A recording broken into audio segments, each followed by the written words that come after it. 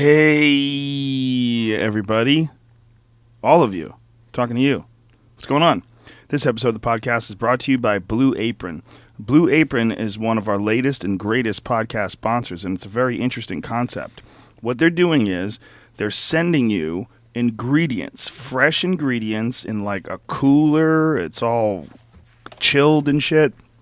And it's along with all, we're adjusting microphones here. You good? They're sending you a cooler with all the ingredients for fresh meals, along with ingredients. They have these step-by-step instructions, the recipe with visual instructions on how to create fantastic meals. And here's how it works.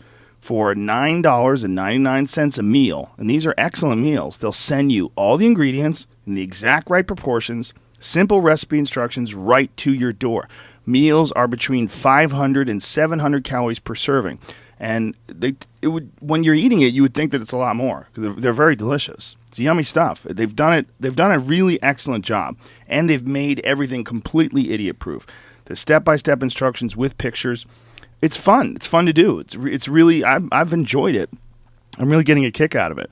And if you're interested in trying this, go to blueapron.com/Rogan. That's blueapron.com/Rogan, and you will get your first 2 meals free by going to that exact website. I love when someone comes up with a new concept, like a completely different idea that I haven't heard before. And this is one of them. Poultry, fish, meat, vegetables. For this week, I got oven fried chicken with corn and bean salad, shrimp lobster rolls, lamb, pea, and mint. I can't even say this word. Orecchiette. How is that? Orecchiette. Okay. I want to tell you something, Blue Apron. This is America, okay? In America, we demand simplicity. We don't want any fucking foreign names. What is that? That's pasta. Orecchiette pasta. Orecchiette? I think so. Orecchiette. Does it look right? Orecchiette, whatever it is. Purple spring onions and lemons. The point is, this is not bland food. This is really like gourmet food that you can cook yourself. And it's healthy, and it's low in calories, and it's really excellent. And the quality of their ingredients, I was pretty impressed by. I was looking at all the stuff, like the cuts of meat, the fish, everything's super fresh and delicious.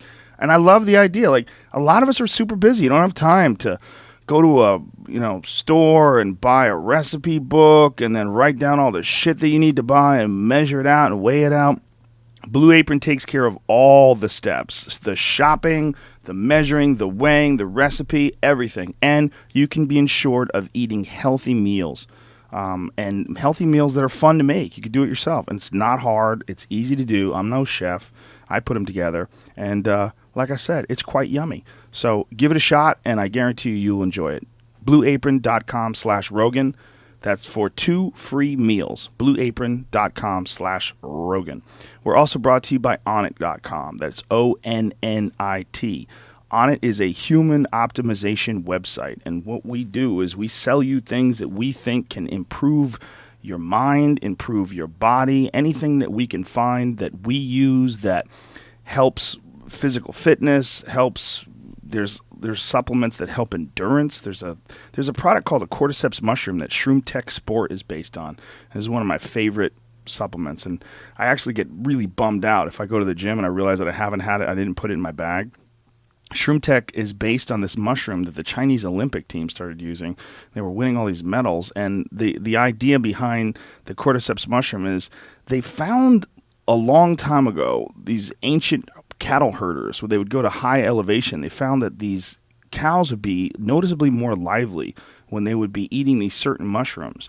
And these mushrooms are cordyceps mushrooms. In 1993, the Beijing Summer Games, the Chinese long-distance women's track team was running at a punishing full marathon every day in preparation, several world records later.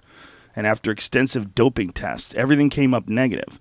And the Coach Ma, that's a real name, revealed that it was cordyceps mushrooms, cordyceps sinensis. A lot of this stuff, when it comes to any grand claims, a lot of this stuff is like understandably controversial. And for that reason, if you go to Onnit, all the supplements that we sell have research pages for all of them, including all the links to peer-reviewed studies based on all the different individual ingredients, whether it's for Alpha Brain, whether it's for Shroom Tech, or any of the supplements. There's the reason why people use this stuff. And it's not just anecdotal evidence, not just based on personal experiences, but there's actual science behind all of it. So if you go, read the stuff, and check it out, you'll understand what we're talking about. As far as fitness equipment, we're selling the very best strength and conditioning equipment we can. We're selling all the stuff that has been shown to increase what they call functional strength. Functional strength meaning strength that you can use for athletic endeavors, meaning it uses your whole body as an individual unit, which is really where strength and conditioning is in the 21st century. It used to be a long time ago that people used to do a lot of isolation exercises like curls and a lot of tricep extensions, all these different things that would strengthen a particular muscle group. And you would do like back on Wednesday, and then you would do bis and tris on Thursday. People don't really do that stuff anymore. Now it's using your entire body as one unit. And in doing so, what you do is you teach your body how to move heavy weights, how to do large amounts of work, and how to do it in coordination. So whether it's using sandbags that we sell, whether it's using steel maces, which is, it looks like a weapon, but it's really just this large steel ball at the end of this long metal pipe, and moving it around is incredibly awkward. And doing so, you use all these strange muscles, and it's really excellent as far as like a direct correlation between the work that you put in the gym and physical performance in any athletic endeavor, or just having a stronger, healthier body. Go to onnit.com, ONNIT, use the code word Rogan, and save 10% off any and all supplements. That's it. That is the end of the commercials. Aren't you happy? I know you are. Strap yourself in, ladies and gentlemen. VSauce from Twitter, a.k.a. Michael Stevens, is here. We're going to learn some shit. Let's get cracking. Joe Rogan Podcast, check it out. The Joe Rogan Experience. Train by day, Joe Rogan Podcast by night, all day.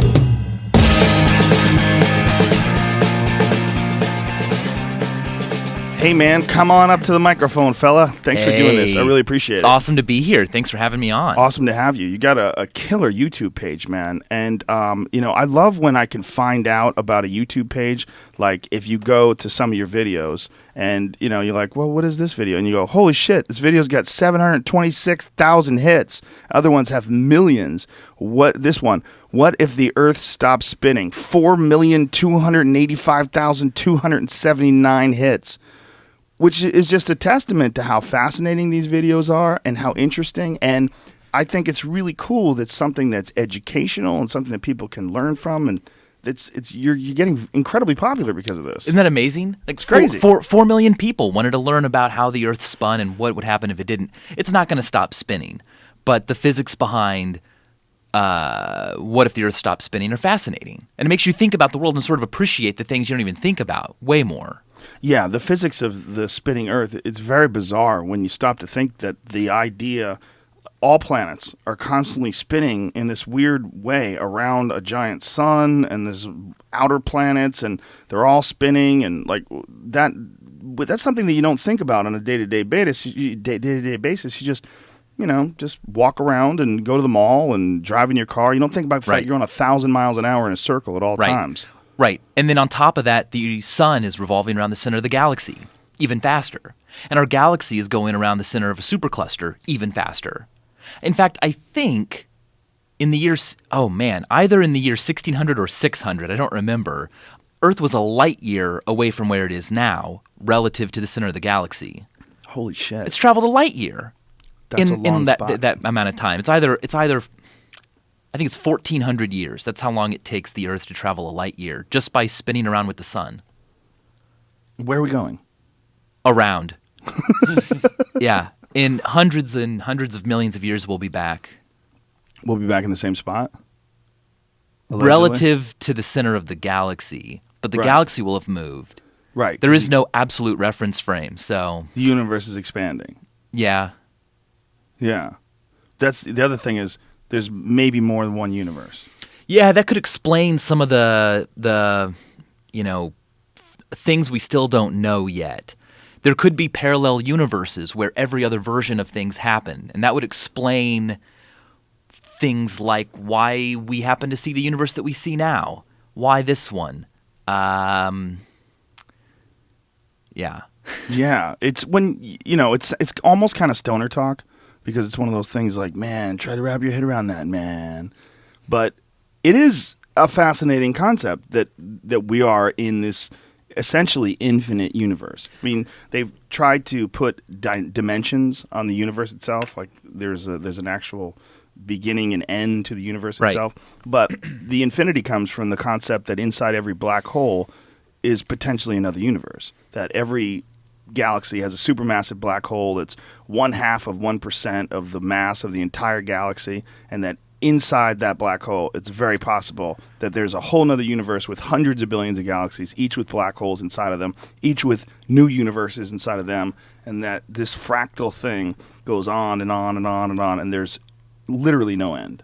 Yeah, and I don't know about black holes, but the universe itself, we give it a dimension. We give it like a circumference or a diameter, but that's just the observable universe. We don't really know what's beyond what we can see. And it could go on infinitely. It could also wrap back on itself and be sort of infinite in one sense, but actually, if you go far enough out, you curve around like an ant on a globe. Mm-hmm. That ant can just keep walking forward forever. He'll eventually return to where he came from, but he's never going to reach a wall, an edge. Right. We think that's how our universe works. Is it wrapping back around itself? Well, probably not. We've been able to look really far away, and we don't see any evidence of things converging as if it's curving. Yeah, like we're 3D creatures on this 4D shape that wraps back around on itself. Yeah, the idea of the universe having a finite amount of distance, it's confusing as hell because then what's outside of the universe? Well, nothing. So if it's finite, then what's it sitting in?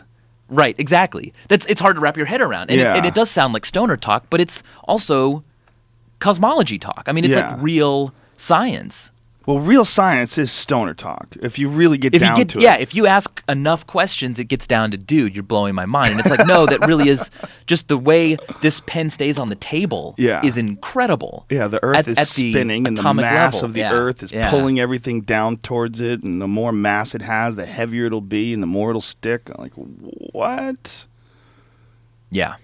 The subatomic level, then things become magic. Yeah, and it's so sad that we're never going to see an atom.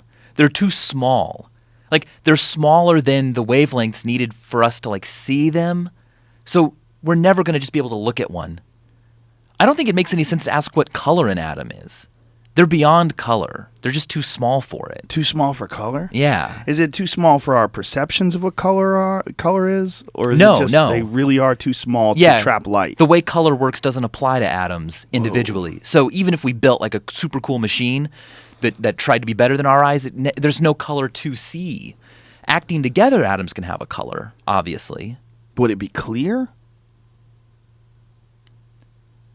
If there's no color, how would you observe it? What would you see? Would you see nothing. Wonder Woman's plane? Remember Wonder Woman's plane was invisible? It was invisible, yeah.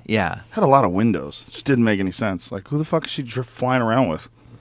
Wonder Woman didn't have just a fighter jet. It looked really corny. Yeah, she had. she was an economy. Yeah.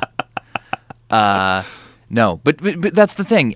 There's no answer. We don't know.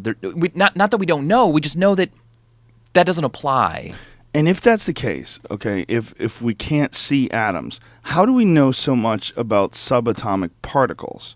What are we seeing when we're observing? Right. We're not seeing them like I see you. We're seeing their effects. For instance, in a cloud chamber, we can see individual particles because they interact with gas in the chamber and cause trails, and we can follow the trail and photograph it and study it and say, wow, look how it moved. Because of its spin or because of its, the mass that we were able to detect, it was probably a electron or whatever, right? Mm-hmm. But we can't look at it and say, oh, dude, that was the same electron that I saw yesterday, But if that's the case, how do they understand when they're measuring things like particles in superposition, which means a particle that is moving and still at the same time? How are they doing that? Look, this is beyond my purview, clearly. It's something that I'd love to learn more about, but I think that it's not so much that we see both. We're just like, the only way to explain the way it behaves is that it was doing both before we made the measurement. Do you think that they'll one day have more accurate measuring, and they're like, oh my God, we were so wrong? That's possible, yeah. It's more than one thing. Yeah, It's there's a not- famous quote about science being a graveyard of dead ideas, right? Yeah. Things were like, oh, obviously the Earth is the center. It seems that way. And then someone goes, actually... That does create a problem, doesn't it, with educators? Because if someone's been basing their entire life and their career writing books, teaching a certain principle that turns out to be completely and totally incorrect at one point in time, when new understanding come about, that runs into human areas, ego and weirdness when it comes to what people are willing to accept and not willing to accept. Well, sure, but the point is not the facts, it's the procedure, the scientific method. Thinking scientifically and always basing these theories on things that we can experimentally test, right? That's what matters. And if you can devise better and better tests, you can learn more and more sure of theories. But you should always be more excited about conquering ignorance than just like holding on to the fact that you particularly like or made up. Yeah, most certainly. You certainly should be. But it's got to be a real pain in the ass if you've spent your entire career teaching something, writing books on something, and it turns out to be incorrect. But that sort of comes with the territory, right? I know. And I really want to do an episode at some point on like crazy things that people believed that you would consider super smart. Like D.H. Lawrence, the author, he totally believed that the moon created light and refused to be convinced otherwise. Right? Right. Not because he was insane, but because it was just like, we hadn't advanced science enough, right? Right. His science education was not great enough for him to go, oh, it's reflecting from the sun, right? I'm sure there's all kinds of things like that. Like William Shakespeare, what did he know? He didn't know anything about black holes. Right. Right? Like he knew less about black holes than the dumbest person listening to this show right now, you know? Yeah, right? No kidding. Yeah, it's really bizarre when you think about the fact that people had, not only did they have like just a rudimentary understanding of the Earth and its position in the stars and the universe, but with that rudimentary information, they were able to circumnavigate the globe. Yeah. They were able to use those sextants and those like look at the stars and measure distances and figure out where they were based on constellations and go on the ocean in a fucking wooden floaty thing and just use the wind to take them around to different dirt patches. For years. Yeah. Hundreds and thousands of years. Can you imagine landing on a place where no one had been before? And you're just like, well, I hope we packed enough food. Do you ever listen to Radiolab? Oh, yeah. It's great It's great. podcast. That's They have amazing. an amazing piece on the Galapagos Island recently. And it's where Darwin sort of landed and partially where he formed his theories about evolution. And because it's such just incredibly rich with diversity and different kinds of life. But what they were talking about that's really amazing in this is how little we understand about life and life's changes, and they're seeing life changes right now. They're seeing like the evolution of this new finch. There's some new bird is forming because there's a larger finch that's dying off, and the medium finch and the smaller finch are breeding, and they're creating this new finch, and it's like, it's just unbelievably fascinating to think that all this is like our point of reference is a couple thousand years of people writing shit down, and it's in the greater spectrum of life on Earth, it's nothing. It's nothing. I was thinking the other day about recorded audio and how briefly Earth and humanity have been able to record audio. Yeah. And that brings up questions like, what did George Washington sound like? Yeah. Right? Did he have a British accent? Well, they say that British accents actually didn't evolve until much later, and that the people that were in England, in fact, had a different accent in like the 1600s than they have today. Yeah, that's true. And I think, you find the right experts, they can perform for you these different accents, not by the fact that they've listened to recordings. They haven't. There aren't any. But they can look at how words have changed over time, and they can look at how spellings have changed over time and come to a pretty good a pretty good conclusion about what a guy who lived in England in the year 600 sounded like. What's really trippy is when they go to dead languages. Yeah. And they try to recreate the sound of like ancient Sumerian. Oh, wow. Yeah. Yeah, I hadn't thought of that. Yeah, they're trying to figure out what it would sound like to hear like Gilgamesh talk. Right. You know, they have this sort of bizarre understanding. I don't really get it. I don't know how they could pull that out since nobody speaks it anymore. I don't know how they ever figured it out anyway. If you ever look at cuneiform, Right. how they used to write back then, it's Right. like a bunch of nails, like Yeah. nails upwards and like old school nails. Like I used to do Right. construction when I lived in Boston. Uh-huh. And a lot of the buildings you would come across were really, really old. Yeah. Like they were from the 1800s, and the nails that they had back then were essentially handmade nails. They weren't the nails that we see today with like the circular top and the smooth the cylinder below it, the smooth spike below it. Yeah. They were like, kind of Wedges like, almost. Yeah, wedges. Yeah. And they were like crude and weird looking. That's what cuneiform looks like. Right. A bunch of crude little wedges up and down and sideways, and they figured out what that means, what they were saying, essentially, with debate, of course. But they also are figuring out like what it sounded like when they were talking. That's weird. I get the translation thing. The Rosetta Stone, for instance, really helped us go, oh, thank goodness they wrote the same thing in 3 different languages. Yeah. And we know one of them or 2 of them. I don't know. I have a lot of respect for people that can do that. Oh, yeah. Well, it's got to be maddening. There's a National Geographic, I'm pretty sure it's National Geographic special called Decoding the Maya. Uh-huh. It's all about Mayan language and trying to and how difficult that is. Another dead language, essentially. But a dead language that's in hieroglyphic form. So Right. it's images that mean sounds, So like McKenna described it best, like you would have like an eyeball, a saw like that cuts wood. You'd have an ant like the bug, and a flower like the rose. And that's how you would say, I saw Aunt Rose. Okay. Yeah. That's clever. Yeah, but that's how their language evolved. Like our idea is that would be ridiculous. Like, what the fuck? Don't you have letters? Like, can't you say Steve? Where's Bob and Mike? But in their culture, that's what started, and that's where it evolved. It grew out of that. And is that going to happen to English someday? I don't know what's going to happen to English someday, but me and my friends were sitting around the other day, and we were talking about the idea of everything being on hard drives. Yeah. And how bizarre that is, that if anything happened, and for whatever reason, a good percentage of the population died, and everybody that was left was computer illiterate, how long would it take before we lost everything that anybody ever figured out? I mean, there wouldn't be much left. Unless somehow or another, genetically, that information is stored, or the revelations, or somehow or another, if there's a large enough segment of the population. But if not, that shit's gone. We have to leave instructions. Like, here's how to play this Blu-ray. Yeah. It contains information and history of Earth.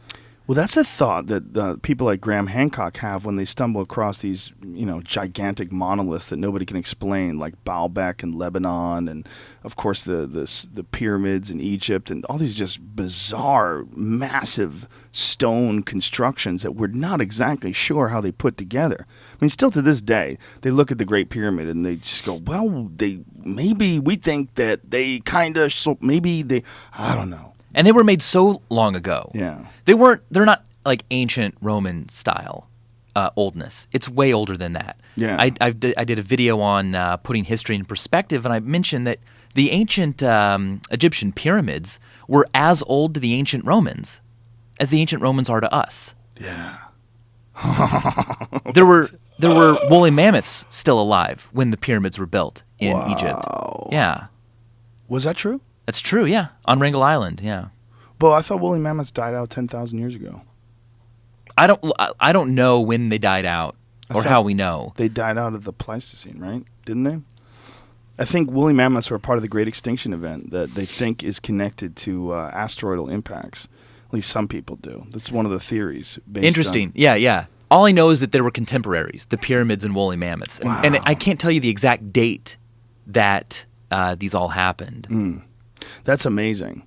You know what's even more trippy is these new discoveries, like this Gobekli Tepe thing that they're finding 12,000 plus years ago, that they thought people back then were just hunter and gatherers, and they're finding these gigantic carved stone columns with 3D images of animals that are carved into it, meaning like you have a large stone and you cut the stone down but leave enough of a piece of stone that you could carve in a lizard. Wow. So it's super complicated work.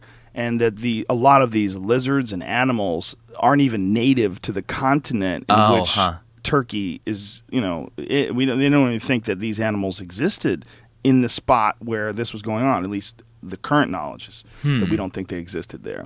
It's very, very strange because they thought people were just hunter-gatherers back then. And they built these massive concentric circles with 19-foot-high stone columns. Like, they don't even know how the fuck they did it or who did it or what the culture was. And it's all new stuff over the last couple decades. Wow. They found these. And they're older to the ancient Egyptians than the ancient Egyptians are to us. Wow. Yeah, by almost 7 years, 7,000 years. Because they're 12,000, so the ancient Egyptians, that's 2,500 BC, they think they built the pyramids. So these guys are 12,000 plus. That's incredible. Yeah, it's not just incredible, but they don't even know really how old it is. They just know 12,000 years ago, someone intentionally covered it up. They've done carbon dating on the soil, and the soil is uniform. Like the date of the soil is uniform, which indicates to them, I think this is how they do it, that someone intentionally covered up this area. Like maybe like someone conquered these fucking freaks that were building these awesome things. Like, these guys are assholes. We need to go back to tents and cover all this crazy shit up. Yeah. So they filled it all in. 12,000 years ago. 12,000. Yeah. But humans have been around hundreds of thousands, a million. I mean, it's like, I'll never meet those people. Yeah. Well, and it's also the just that number. It's like just saying 1,000 years is like you try to put that in your head. You're like, okay, but if you could see 1,000 years in a time lapse, if you could see it run through a time lapse, and then see like 7 of those in a row, and then see like Gobekli Tepe, which is 7 twice. Yeah. And just run through how much change must have taken place on this planet. And just with this one bizarre life form that alters its environment. Right. The only one. In such a grand scale.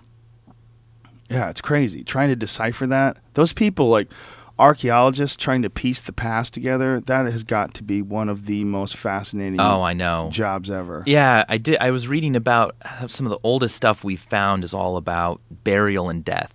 But we haven't found so many just like homes. Like people's day-to-day lives weren't made to be nearly as permanent. Death was so much more important than where you spent your entire life.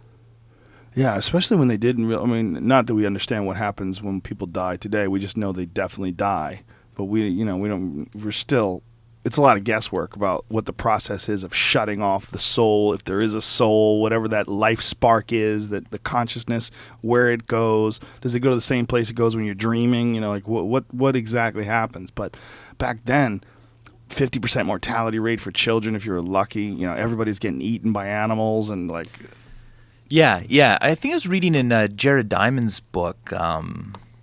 Dead Germs and Steel, Guns, Germs and Steel? No, his newer one. He was talking, or wait, was that right? Shoot. I think so, yeah. Anyway, he was talking about how there are tribes that don't believe you're actually human until you're much older than a baby. Like, babies are just kind of like almost have souls, but not yet. So if a baby dies, it's like, well. Wow. Yeah, it hasn't been initiated yet. Or if you have too many kids, you can just kill them because they're just like not like meerkats do. Yeah, maybe. Right. You just sit there and you go, wow, there's a lot of diversity of everything on Earth, life and ideas. Well, certainly, yeah. We're big copycats. We sort of imitate whatever the hell's going on around us. If we have this idea that babies aren't alive yet. Well, look at the horrible things that people are able to justify doing to others just because those others are, thought to be an enemy or a subhuman because they're the enemy. Yeah. Yeah, it's bizarre. We're bizarre. And is it this? And it's when you really stop and think about what this these bizarre behavior patterns people have, and what they create, like that they create these cultures that vary wildly. All human beings, all on this planet, but look at the difference between Palestine and Chicago. Look at the difference between, fill in the blank, Liberia and San Francisco. Look at the difference between London and, Mongolia. It's very strange how much things are different and how much they change. But yet, everyone's just a person. Everyone can interbreed. Right. Everyone can exchange ideas. And once you take someone from that culture and bring them into yours, they adopt those ideas. If you took a baby from Nigeria, brought him into, Atlanta, and raised him there, talk to him 20 years later, he's going to have an Atlanta accent. He's going to have he's probably going to be into, all the things that young kids are into and video games that young kids are into, wearing the clothes. I mean, he will look essentially entirely like an American kid. Yeah, yeah. But humans aren't nearly as diverse as like dogs, right? Dogs can come in a huge variety of sizes and shapes and colors, and they can all interbreed. Right? It's all the same species. But humans are pretty much all, we fall within this general distribution. Is that true, though? I don't know. Is it? See, I want to make it clear that I have way more questions than answers, right? Yeah. I ask the questions and then try to find answers. I don't know. I could be wrong. It could be like, well, Michael, we all just think humans are all pretty similar because we know them so well, or we are them. Well, a white female dwarf, and Shaquille O'Neal could have a baby. How is that any different than a Chihuahua giant, and a Great Dane? It's kind Is of that similar. the same difference? It's kind of similar in a lot of ways. They're so different looking. Shaquille O'Neal and a female dwarf. Yeah. They're assuming that the parts could fit. Right. I mean, that's about as far up. I mean, if you saw those two things and you'd be like, oh, those are totally different things. Do you think you would? I think so. Totally different animals? Yeah. Well, like different species? Here's a perfect example. Yeah. An eagle can't fuck a pigeon and have a baby. You know what I'm saying? Right. So Shaquille O'Neal and a female dwarf is a lot like an eagle and a pigeon. Uh-huh. I think we're going to have to do some experiments. With eagles and pigeons, I hope. With not Shaquille. with Oh, okay, Shaquille yeah, that's what I O'Neal. meant. I meant the eagle. That's exactly what I meant. Well, that's the argument that the ancient alien guys used to point to the fact that human beings were genetically engineered, because dogs were essentially genetically engineered. By humans, yeah. So their idea is that this is the proof that humans have been engineered and that there's many versions of us. And that, there's been a bunch of different models that were created. And that's why we vary so wildly as opposed to every other animal that can breed. Because hybrids in other species are usually sterile. But hybrids with human beings, like if you took Shaquille O'Neal and a white dwarf, you would assume that's a hybrid. You'd assume, but they're not. They're not. It's the same race. They're totally compatible as far as the way they could breed with them. Right. I am being distracted by how much I have to urinate. Oh, go. The other day I was thinking about This podcast just started, man. I know, but I was not prepared. You drank a lot of water? I drank a whole one of these. It's good. And then Stay I had hydrated. Stay healthy. And I had a bunch of coffee this morning too. But I was thinking yesterday, this is related, how much would you weigh if you never went to the bathroom? You'd be dead. How quickly? It wouldn't take long. I mean, what if we had evolved to just not ever have to? Like a baby after just a month would be bigger than the biggest human ever. Don't you think? I need to do the math. Well, it depends on what you need to consume. Like, if your body was so efficient that you no longer needed to urinate. Like, we kind of assumed that your body would need to urinate. But why? If your body needs water to stay alive, like, why are we assuming that it has to process Well, it has to this get rid of water some waste that it doesn't want anymore. Well, why? Could we just turn that into more hair instead? But why does it have to get rid of waste? Like, isn't it possible that we can become so efficient that we no longer need to get rid of waste, and we can just sort of exist by breathing air? Right, completely just like we running eat to get to a certain size. Yeah. And once we get to a certain size, we just, whatever you evaporate off by walking around like that, you have to take back in. Right. I guess. Because they have robots that that just dissipate heat. They don't ever make a waste product. Your laptop doesn't create as much waste as a human, but it's also not nearly as like complex. Right. But in some ways, it's more complex. They've been able to make machines that can poop. You put food in, and then it's got bacteria and different pumps and reservoirs inside, and it creates something that resembles completely and smells just like a human dump. Whoa. Yeah. The first one I saw was done as a piece of art, as artwork. Like an artist created this machine that could poop just like a human. And now they do it, they call it a robo-gut. And it's actually like a medical thing because when people have GI problems, a poop transplant is commonly used to reintroduce the healthy bacteria. And taking poop from someone else and giving it to the sick person and shoving it up there is kind of like, there's a lot of possibilities for rejection, infection, stuff like that, I guess. But the robo-gut can make just perfectly clean poop, just with the kind that you want. Whoa. Yeah. Get some artificial poop put up inside of you to fix any imbalances that you have in your gut flora. That's fascinating. Isn't that crazy? So you can have like a poop farm of robot intestine. Right. That are just... And what do you feed them? Yeah. Do you have to like do burger runs for the robo-gut so that it's got to be totally organic. It's got to be totally organic. It's got to it's probably just like a paste or a liquid. It's like baby food. It wouldn't have to taste good. The robot's not going to complain. Yeah, fuck that robot. Just eat it, bitch. Yeah. Yeah. Okay, so this is making... Go to the bathroom. Go urinate. I'll be right back. There's a million subjects, so don't worry about it. You come back, we'll have many, many things to talk about. And congratulations, you won the award for the quickest guy to pee. Almost everybody, it's right there on the right-hand side. Almost everybody has a point in time where they go, how long does this podcast go? You see that look on their face, like, I think I have to pee. But this dude, Michael made it to 50 minutes. That's not a lot of time. But hey, you got to do what you got to do. I understand. There's Shaq. Yeah. Is that his girlfriend? Maybe ex-girlfriend. Oh, my God. That's hilarious. She's like 5 feet tall, I think. Is that his wife? I think that's his ex-wife, actually, which is incredible. That he was 7 foot, what? How tall was he? 7'1", 7'1", 50 easily. Dude, I did Fear Factor with him, and I stand about penis high with him. And when we were doing it, it was like I was with my dad. It was like I was with my giant black dad.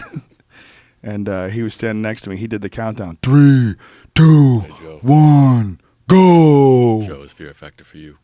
Yeah, it's Fear Factor for you. Yeah. That's a big dude.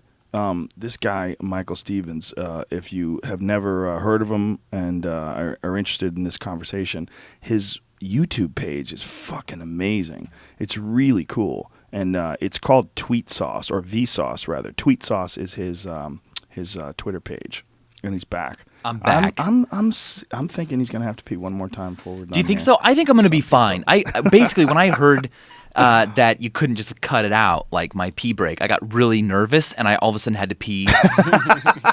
And to be fair, it was a very voluminous urination. Like it wasn't a nervous one; it was a real one. You might be the first guy I've ever heard use voluminous when it comes to urination. Oh, I use it all the time. Every Voluminous? time. No. I do get concerned. I'm like, am I peeing enough? Because I've peed next to other guys, like in different urinals, right? And I can tell that like they're going a lot longer than me, and the sound that it's making is just so much. Like the flow is so strong, and it must contain so many just gallons of. And I'm like, do you just hold it longer? Is your bladder bigger than mine? I'm very insecure about how much I pee. I feel like it's not impressive. Well, it depends on where you are. If you're at a bar, those guys are probably drinking beer. And if you're drinking beer, you're going to pee massive quantities, and it's coming out hard. And you're probably having a conversation with somebody, and you're holding it in for a while, and then when you do let it go, it's like, it's a waterfall. Yeah, that could be it. While I was peeing, I did think of something that kind of wraps up the whole first part of this pre-pee conversation. And it again goes back to Jared Diamond, who said, he tells a story about Europeans first meeting a tribe in Papua New Guinea. And of course, if you're this tribe and these guys show up using technology and materials you've never seen before, and they look very different and they dress very different, you might think that they're gods, that they're a different type of animal. And I think they thought they were gods until 2 things happened. One, the tribe realized that the Europeans pooped and it smelled just like theirs. And secondly, they could have sex. Those two things solidified the fact that they were all humans together. Wow. Yeah. They had different types of weapons. They had a different way of speaking and dressing, but there were things about them, those two things, that really made both sides realize we are the same animal. Wow. Yeah, can you imagine being someone who lives in some sort of a tribal environment in the middle of the Amazon, and all of a sudden a plane lands, on the water, and people come out, and you're like, what the fuck is this? No one's ever seen another person, especially a white person. That has got to be akin to an alien invasion. Oh, it is. It is. And it's akin to being visited by a god as well. So look up the cargo cults. I don't remember what part of the world they live in, but during a war, airplanes were coming in and out. And these tribal people didn't know what they were. We still don't exactly know what they're thinking or what they were, but the plane stopped after a while. The war was over. And to this day, they have recreated, I'm serious, they've recreated using materials that they find around where they live, a runway, and all the things that they associate with, they built a little airplane out of wood, trying to get it to come back. Yeah. Yeah, Von Daniken used that as an argument in Chariots of the Gods to explain that this is one of the reasons why, these depictions of what could be interpreted as flying saucers and all these different things in modern art, that's what it is. It's like the long lost information passed down generation to generation of, at one point in time we were visited by something from somewhere else. And that's one of those subjects where as soon as you open up the possibility of that, you say like, well, maybe we were visited, but you're like, oh, just fucking Christ, he's one of those guys. Like, it's an immediate reaction. I have it. It's like when someone starts talking to me about the possibility of humans being visited and extraterrestrials coming here, manipulating our DNA, I'll go, okay, dude, all right, I got you. Well, that's fine, but I would like for them to show me experiments they've devised that'll give us evidence for that. Otherwise, it's not falsifiable, right? I could say, dude, you know that there's a blue rhinoceros on some planet that's billions of years away? Seriously. Well, there might be. Yeah, there might be. There might be. Aliens might have created the pyramids, right? Probably not, though. Well, they don't. I don't think there's anyone credible that thinks that aliens created the pyramids. But what they do think is that they created people, and that they did some sort of a genetic manipulation of human beings. And when I say credible, I mean, what does that mean? There's no evidence whatsoever. Yeah, None. I did this show for sci-fi. It would make fun fiction, though. Oh, yeah. It would make an awesome movie. Well, that's the whole base of Prometheus. Yeah. That we were somehow or another engineer. The engineers came down here. And that's, when you talk about Sumerian texts, we were talking about that earlier, that was the whole premise of this guy, Zechariah Sitchin's work. Have you ever heard of that guy? It sounds very familiar. Oh, he's the king of all those people who are into wacky shit. Zechariah Sitchin's the king. Okay. Because he believed that the Sumerian text, if you deciphered it correctly, proves that we were engineered by something called the Anunnaki. And that the Anunnaki, the literal translation of Anunnaki, is those from heaven to earth came.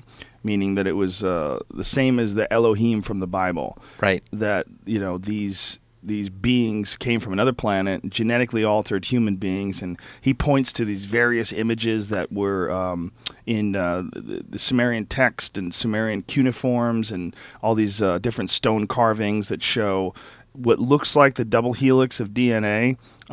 Sure. The caduceus, the two snakes that are wrapped around the pole that we associate with medicine. He interprets that as being an image of the double helix DNA. Right. That's where the caduceus it could be a came coincidence, too. It could be. Yeah. But it does look a lot like it, right? The double helix and the two snakes wrapped around a pole. But the weirdness is the pictures of, like, there's one that shows one of these Anunnaki with looks like a person with a tail sitting on his lap.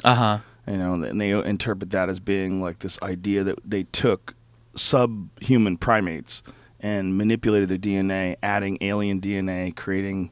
It's just incredibly intense and bizarre stuff. But what gets me is, Yeah, absolutely ridiculous. Yeah, probably not right. Most people, and there's also a website called Sitchin is Wrong, where I'm sure, yeah. other scholars who have studied the cuneiform and studied the Sumerian text completely disagree with his interpretations. But if we could travel to another planet, and we could do it successfully, and we've done it, for thousands and thousands of years, and this other planet is, way the fuck on the other side of the galaxy, and we find some primates. I don't think it's outside the realm of possibility that we would manipulate their DNA. There are actually protocols already in place, not officially adopted by any government, but protocols about what do we do if we discover life?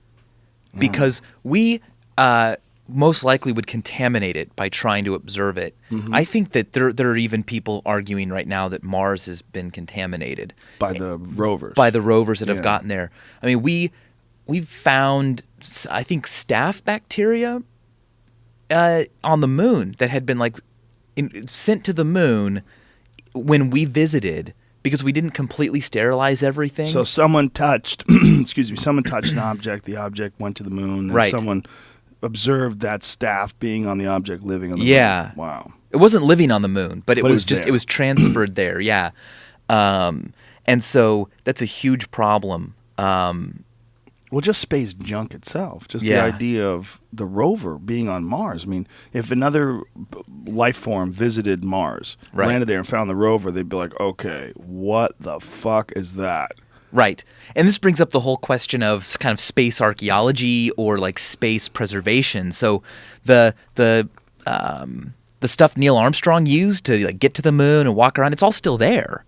Right? So if we ever start regularly going to the moon, do we set up a museum there? Do we put fences up around it? Who owns that landing site? Well, you're not even supposed to fly over those sites, right? And then didn't they made some sort of ruling that any future space flights should not take place over those sites. I didn't hear about that. Yeah, I think they're worried about people fucking it up. I mean, look, if space travel becomes as easy as at one point in time, getting across the country was a fucking heroic event. Yeah, I mean, when the Pilgrims landed, and you had I was watching this show last night.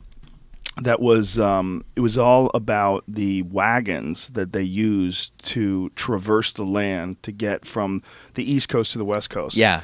Amazing stuff. Because, we have leaf springs in certain cars? Uh-huh. They had them that they had made out of leather. They had concocted these sort of suspensions. Wow. These adjustable so they would move a little bit as they went over rocks and stuff. And they had done all this stuff out of leather. And it's just so strange to think that there were people that had put their life and their faith, and they had some goods in the back. They had some food, and they were hoping to find things to eat along the way. But it's going to take you fucking forever. Yeah. Now you get in a plane. And then I got a LA flight I got to catch. So I land at noon. I'll call you. Love you. Mwah. Good night, kids. Mwah. See ya. Yeah, Daddy will call you when he lands. What? You just get in a plane? I mean, that 200 years ago, insanely preposterous. So different. So the idea is one day, 200 years from now, whatever it is, it'll be that easy to get to the moon. So they're putting these protocols in place hey, don't go there and just steal shit. Steal it or, take a vandalize rover home it with you. Right. Yeah, Louis C.K. has a great joke about that. He's like, it used to be, to go across the United States, it took so many years that people died, people were born. It was a whole different group of people by the time you finally got to your destination. Yeah. This is the Louis C.K. joke, and now it's just you get in a plane and you're done. And, when Elon Musk finishes these crazy high-speed rails, then it's going to be an hour. Oh, it's crazy. An hour to get to New York from here. Just taking off on some crazy magnetic rail system. And Virgin Galactic as well, right? They'll get into these suborbital I guess tracks, and you can go from here to Australia in just a matter of minutes. They orbit in the International Space Station. They orbit around the Earth 17 times a day. God. So, that's so crazy. They have 17 sunrises and sunsets every 24-hour period. Oh my God, that's amazing. That is amazing. That's booking it. That is so crazy. So it's a little less than every 2 hours. Yeah, yeah. All day. That's fast, yeah. Fucking A. And that's just the beginning. 1,000 years from Yeah. now, if we stay alive and don't blow each other up, it'll be even easier to do that. Yeah, and people will say, man, remember back when people used to orbit the Earth only 17 times every 24 hours? This is another, and I don't remember the comedian who told this joke, but he's like, in the future, like everything's going to be so fast, it's going to take like 2 seconds to go everywhere, but the DMV, man, it's going to take 9 seconds, and we're all going to hate it. That's so true. It is going to be very strange. I think it is very strange now when you it used to be if someone showed up on your border, no matter where you were, it was usually a fucking problem. If a boat pulled up, like very rarely were people just super cool and, you're not worried about it. But today, there's a thing called tourism. Right. And it's a huge part of life. I mean, a huge part of life in various cultures is people showing up and bringing with them money. And you welcome them. They're a part of the economy of the area. Right. It's very strange how just that ability to traverse distances has changed the way human beings interact with each other. And it's also made the idea of countries, and nationalities, and your loyalty to those countries and nationalities a little bit more ridiculous every year. A little bit more ridiculous the closer we get to this ability to instantaneously travel from one place to another. Like these borders, these self-imposed borders, like the border between Mexico and the United States is probably one of the most egregious. When you stop and think about the difference in prosperity between Juarez and Los Angeles, Tijuana and San Diego. Yeah. It's like, fuck, man. Like that's crazy that a third world country is right there. These poor people are starving to death, and we won't let them come across this little imaginary line where everything is wonderful and everybody's fat. Yeah, yeah. And people often say, like, oh, but dude, when you like look down on the Earth from outer space, you don't see borders. But you do. The border between India and Pakistan is lit up so brightly, you can see it from space. What is it? Like, is it like their border? Is it like a fence? Like, is it like the Great Wall of China? Yeah, Like, parts of border? it are just, I think, fenced off, militarized, lit up, and I've covered a few other borders that you can see from space in the past. And I'm not remembering them at the moment, but it's like you can look down from Earth and tell that we don't all get along. My friend Ari, that you see behind you right there, or above you, that photo. Ari just got back from doing a tour of China, and he took some photos of himself on the Great Wall. Yeah, and I'd read that you could see the Great Wall from space. Apparently, you can't. But when he was there, we were talking about the Great Wall, and he was saying how fucking crazy it was. So then I started looking up the Great Wall, right? And it's 5,000 miles long. It's a great wall. That's not a good wall. Yeah, I mean, that really is a great wall. That's a funny joke, by the way. I wonder if there's a wall in China people call the good wall of China. It's all right. I mean, it keeps the ceiling up. It's a pretty good wall. The bar wall. has been set so high. Yeah. The good wall would have to be a few thousand miles. The good wall would have to be like 2,000 miles. Right. What is that picture, Jamie? It's you pulled the up. India-Pakistan border. Yeah, look at that. ISS. Wow. About 2,000 kilometers long. It's insane, right? Yeah, you could see that border. That's legit. That's a line. It's a highway is what it is. This is what it looks like from the ground. Really? Yeah. Wow, how fascinating. Two people look similar, live right next door, hate each other, have nuclear weapons pointed at each other at all times. Yeah. My friend Shane Smith, he runs Vice.com. Yeah. He's been to India and Pakistan, and he says that is the one place where he's most terrified of a nuclear war breaking out. Oh, for sure.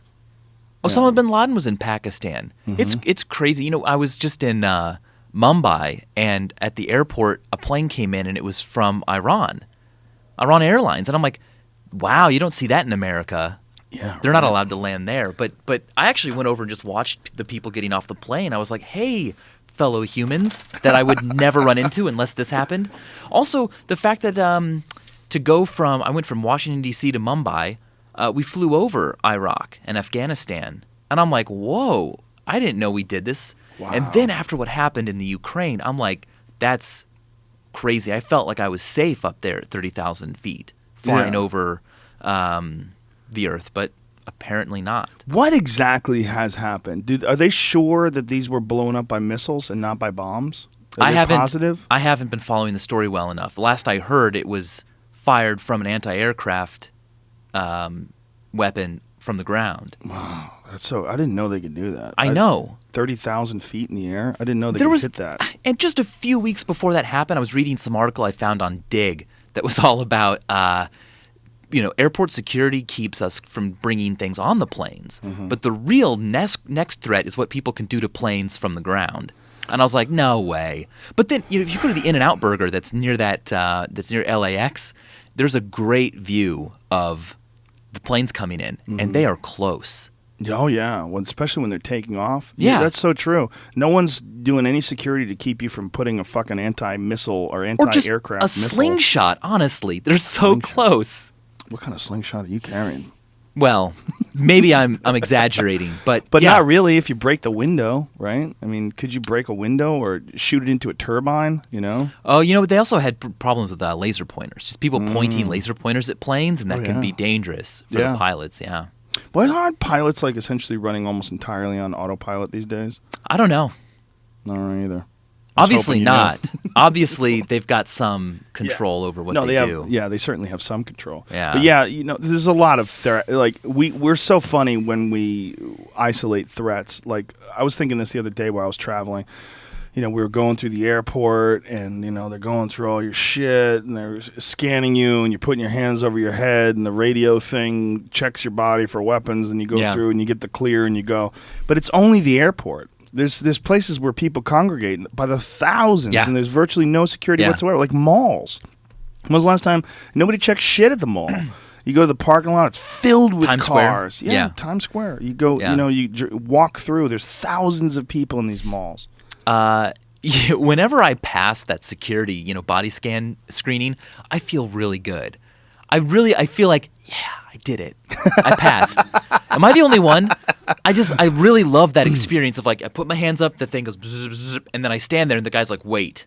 And I'm like, I'm clean, I promise. And then he hears it and he goes, you can go ahead. And I'm like, I did it. I get credit for being not a threat. And I love it. Why do you love that?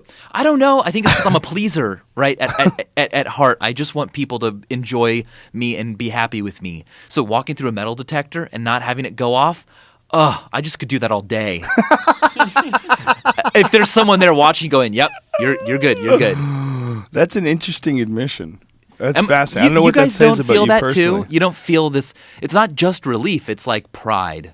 No, I don't. I definitely don't feel pride. I definitely feel a slight relief, like, okay, this is over.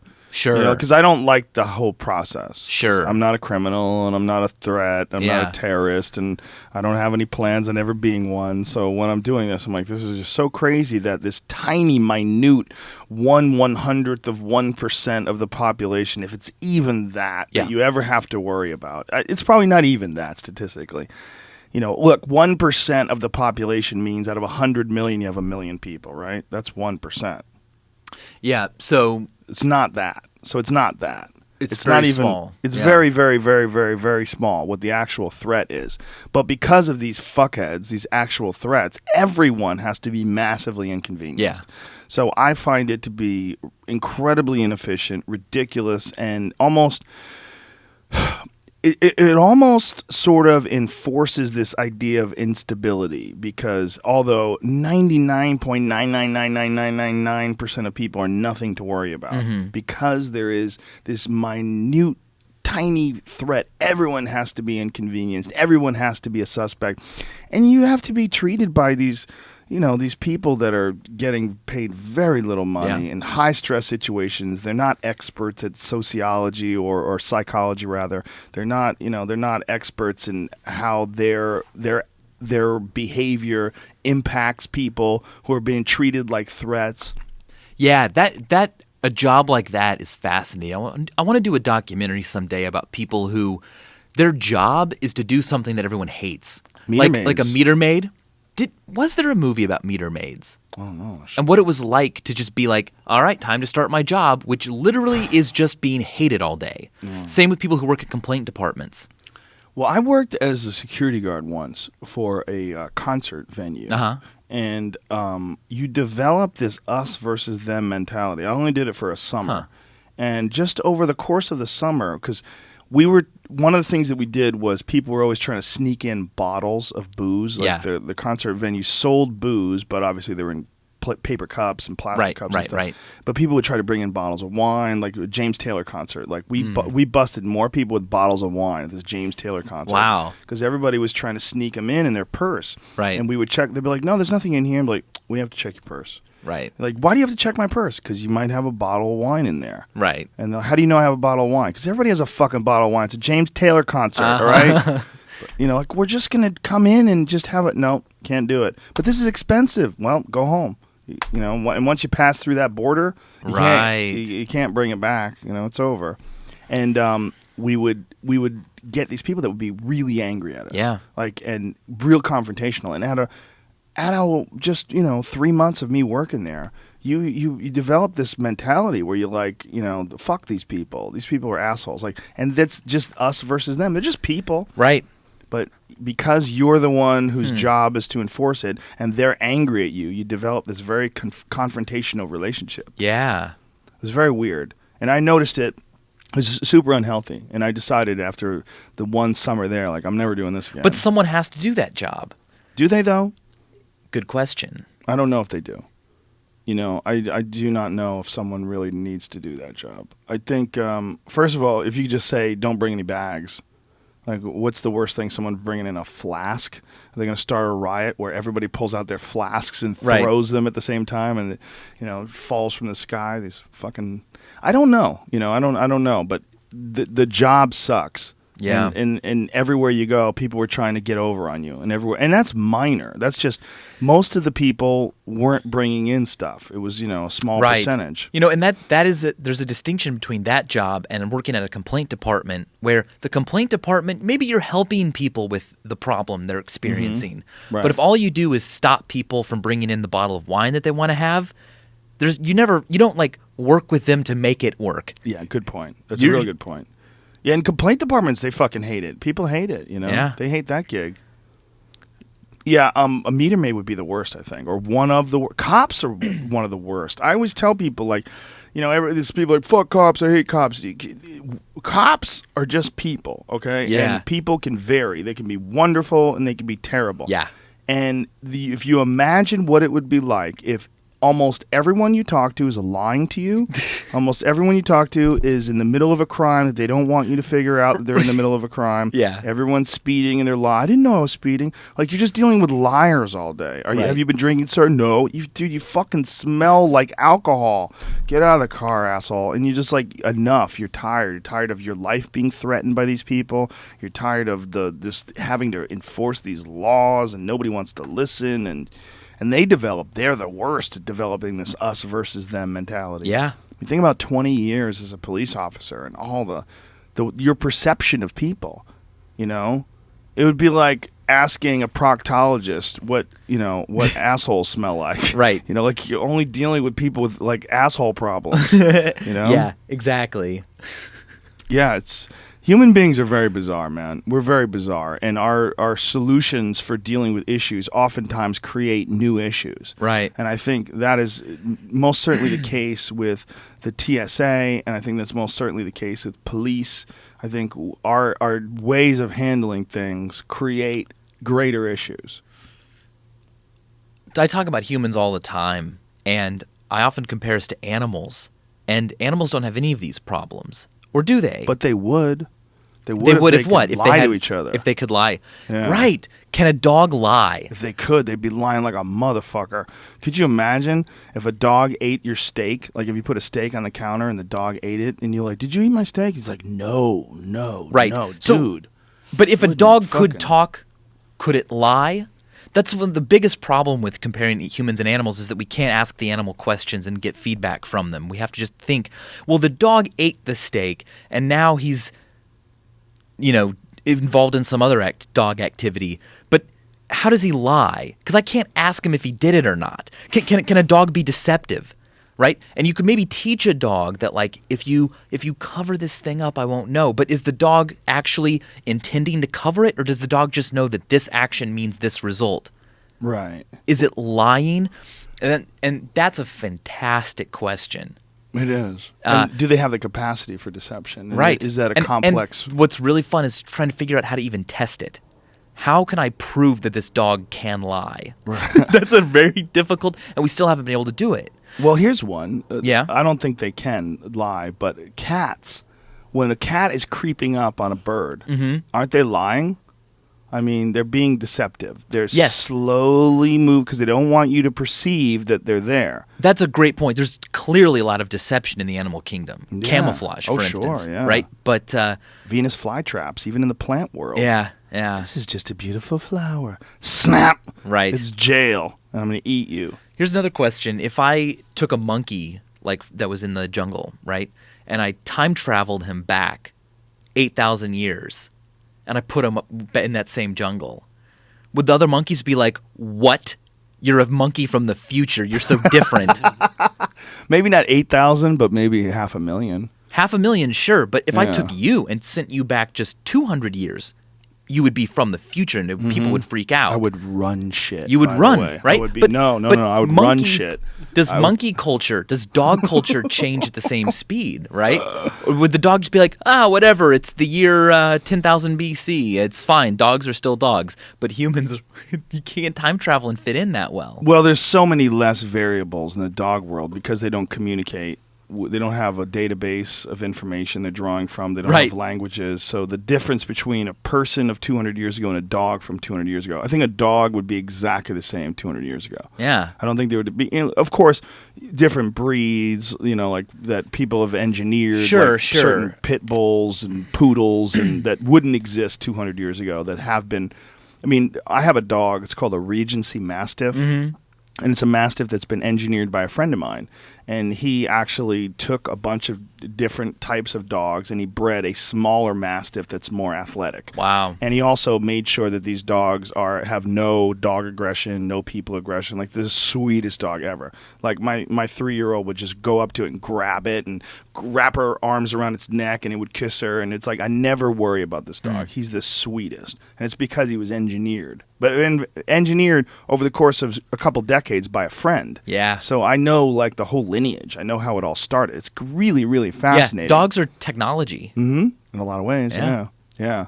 They don't have, the database. Like, if you could go back 200 years ago, you would be the wizard of the future. How many years? 200? What you have in your head. I mean, with you, what you've accumulated. If you could go back in time with a fucking iPad and your VSauce videos on YouTube, my God, you would be a king. Maybe, but could I convince people? Just knowing something about the moon doesn't mean that they're going to believe me. And that's one of the things people don't think about when they imagine being the king if they could travel back in time, is that, sure, you could explain to people that where you're from, everyone has a cell phone, but could you invent one for them? No. Could you put a satellite up into orbit? No, but you could explain that in the future people will put things into orbit. But would you know more about how to get something into orbit than just some rando guy from the year 1200? I certainly wouldn't, but some people would. Yeah. You probably would. Well, you I would don't certainly know. know more than I would, but you would know way more than they would. They would have to listen to you.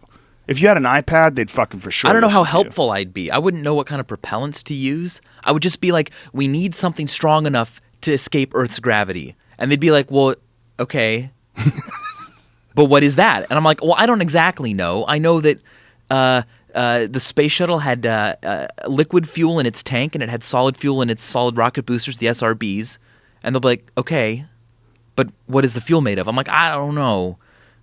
Where do we get the fuel? I don't know. Well, you would kind of have an understanding of explosions and propellants and things that are flammable. Right. But does that mean that I could build a rocket? Could No. I explain to a culture how to make one? Well, that's one of the cool things about human beings is that we work on each other's work. Totally. And without, like, Obama came under a lot of criticism for this whole, you didn't build it thing. Like, if you built a small business, you didn't build that infrastructure. You didn't build those. But that is kind of, it was. I don't think he was eloquently put, and it left open a lot of room for counter. But the reality of it is, every single thing that any human being has invented only took place because someone invented the ability to communicate, someone invented education, someone invented a society that's civil enough that you could think and pontificate on these things and not have to worry about the barbarians coming over the hills with fucking spears. Like, all of this only takes place because the only reason why you can build a rocket is because someone built alloys, because someone figured out propellants, because someone figured out contained explosion, because someone figured out velocity and speed and how much energy you actually have to escape the energy of gravity pulling you down, and all those the pull of the earth, and then the resistance of air, and all these different variables. There had to be untold number of people that had figured these things out before you came along with your next step. Right. So how valuable would I be to people in the past? I feel like I'd be most valuable when it came to just like all the jokes that I know that comedians made up in between the past and now. But I don't know how helpful I'd be about just like, oh, you guys didn't know there's a better way to grow corn. Like corn is really cheap from where I'm from. And they're like, okay, but how do you grow that? And I'm like, well, I don't know exactly how they do it. Do you guys know about Monsanto? Yeah, you don't know about Monsanto. Well, they make special seeds that their pesticides will not kill. Just do that. Yeah. And they're gonna be like, what's a pesticide? And I'm like, well, I don't know. It's like a chemical that kills pests. And they're like, well, great, you're just making up fictional stories. Right. I can do that too.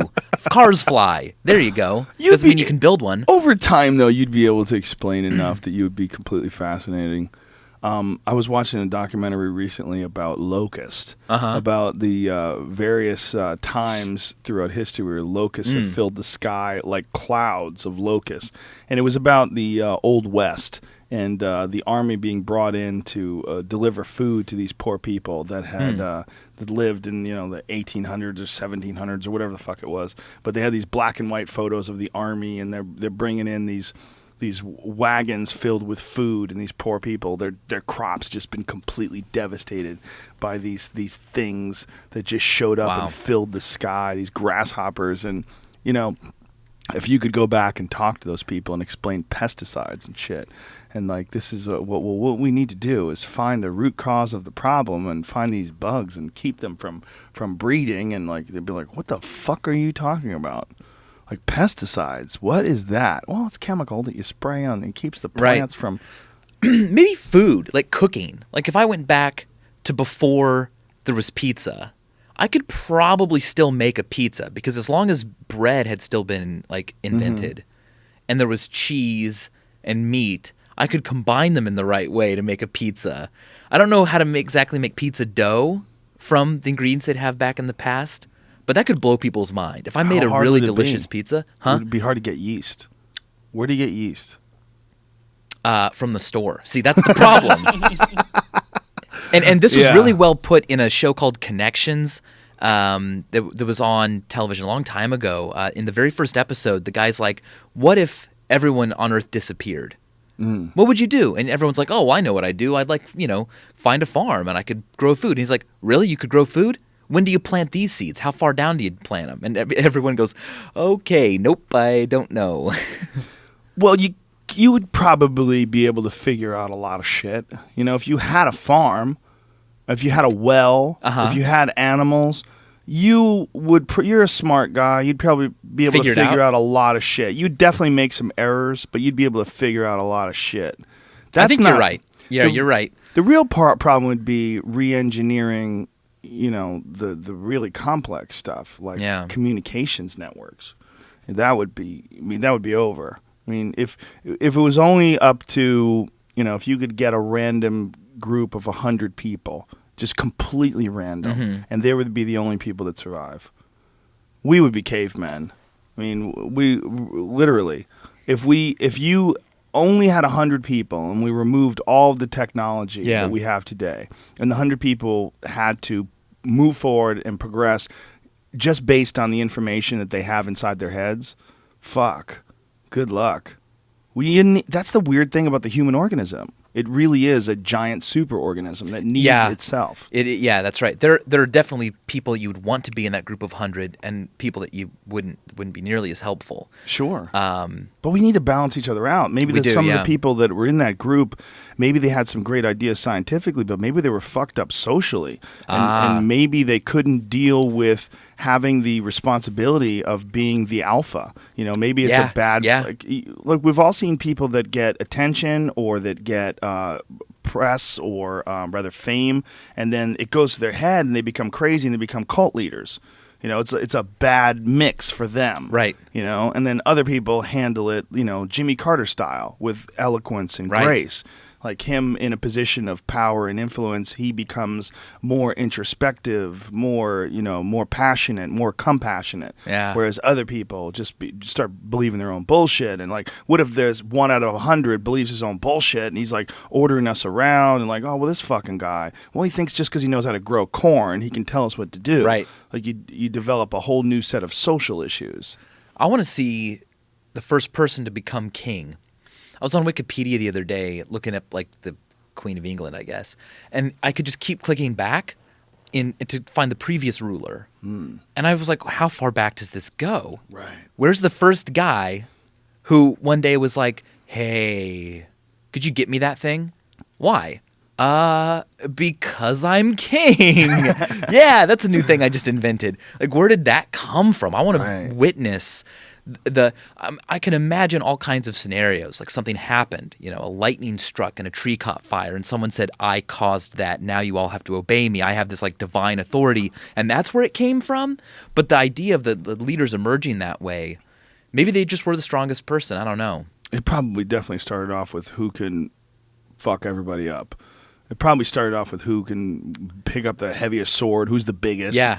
That's how it is in the primate world. If we wanted to go back to the primate world, the alpha is the one with the sharpest teeth, the biggest muscles, the largest body. That's what they are. If you go to chimps, if you go to lions, if you go to any animal that doesn't have a language, that's there's the leader of the tribe. There's the alpha lion that comes in, and all the male lions have to scatter until he's challenged by a new young lion, and then he's forced into exile and has to fend for himself. Right. It happens with wolves. It happens with all sorts of primates. The alpha being that. The one leader, and that also probably serves a function of the one leader serves this function of there has to be some sort of competition in order for them to continue to progress. And so this competition for breeding rights, it ensures strength and diversity.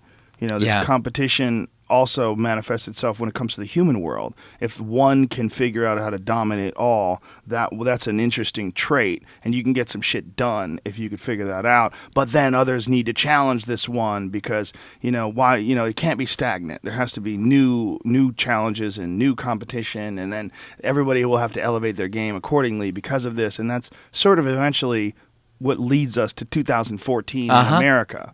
That's essentially what's going on right now, right? Here we are.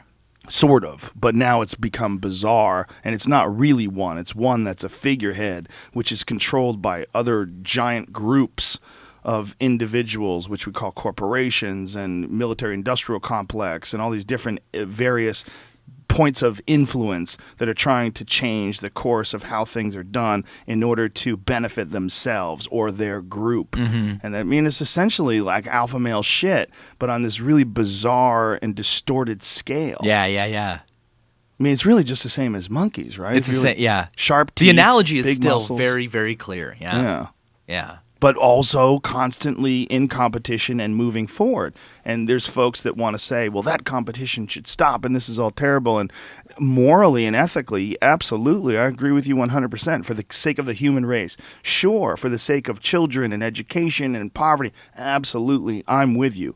But as an objective observer that's standing back and looking at what has got us to this point, it has been all of that. It has been all this competition for dominance. It's been all this weird alpha stuff. That's what's led to this point. Having these conversations, sitting over a laptop and talking on the internet. I mean, it was some really fascinating people had to figure this out, and there had to be a certain amount of compensation for their efforts. Like Microsoft achieved this global dominance as this gigantic promoter of computers because there's a massive amount of reward involved in that. Bill Gates has $93 billion. Yeah. I mean, this wasn't entirely altruistic. People can talk all they want about Bill Gates' the amount of money he's given to charity, and if you have $93 billion, you really need to have some huge charitable programs going on, because otherwise you're just going to look. Like I mean, when I was a kid, it was always like, can't I just write Bill Gates to give me $1 million? Like, that's such a small amount of his net worth. Couldn't he just give me $1 million? That'd be awesome. Well, could you imagine being a guy that has that kind of money, running into people? Like, I'm not that kind of rich by any stretch of the imagination, but I constantly run into people that want me to fund their projects. Yeah. And there's not enough time in the world to engage these people and become a part of their life and their world. So they just want you to just like, listen, you don't have to be involved. Just give me the money and I'll get the fuck out of here, man. Yeah. Like, you got to get your own money. Like, I don't have time for this.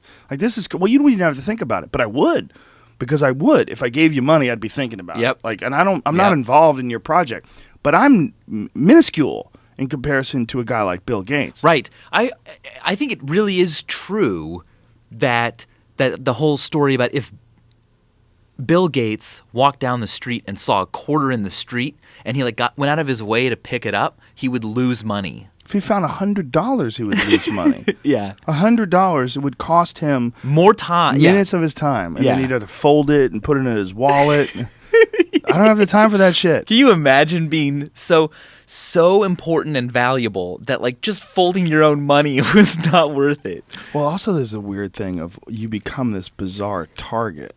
Yeah. When you're a bank, you're a walking bank. Yeah. Like, all someone have to do is grab Bill Gates and lock him in a room and say, listen, I'll let you out, man, but I need $1 million. Right. For him, that's nothing. Right. $1 million when you have 93,000 million. I mean, I mean, obviously he doesn't have like a bank account with that much that he could withdraw. A lot of it is in other assets, and it's not all liquid. But I wonder, if we asked him to just produce by the end of this week a pile of cash, how big of a pile of cash could he produce in a week? And how much would that change someone's life or a group of people's lives or a community's life if Bill Gates decided, okay, I'm going to create utopia. Yeah. I'm going to go to Tijuana and I'm going to buy it. I'm going to buy everything. How much would it cost to buy everything in Tijuana? And everyone, and have them all agree to this. Yeah, basically. And hire everyone and give everyone like healthy organic food and set up farms.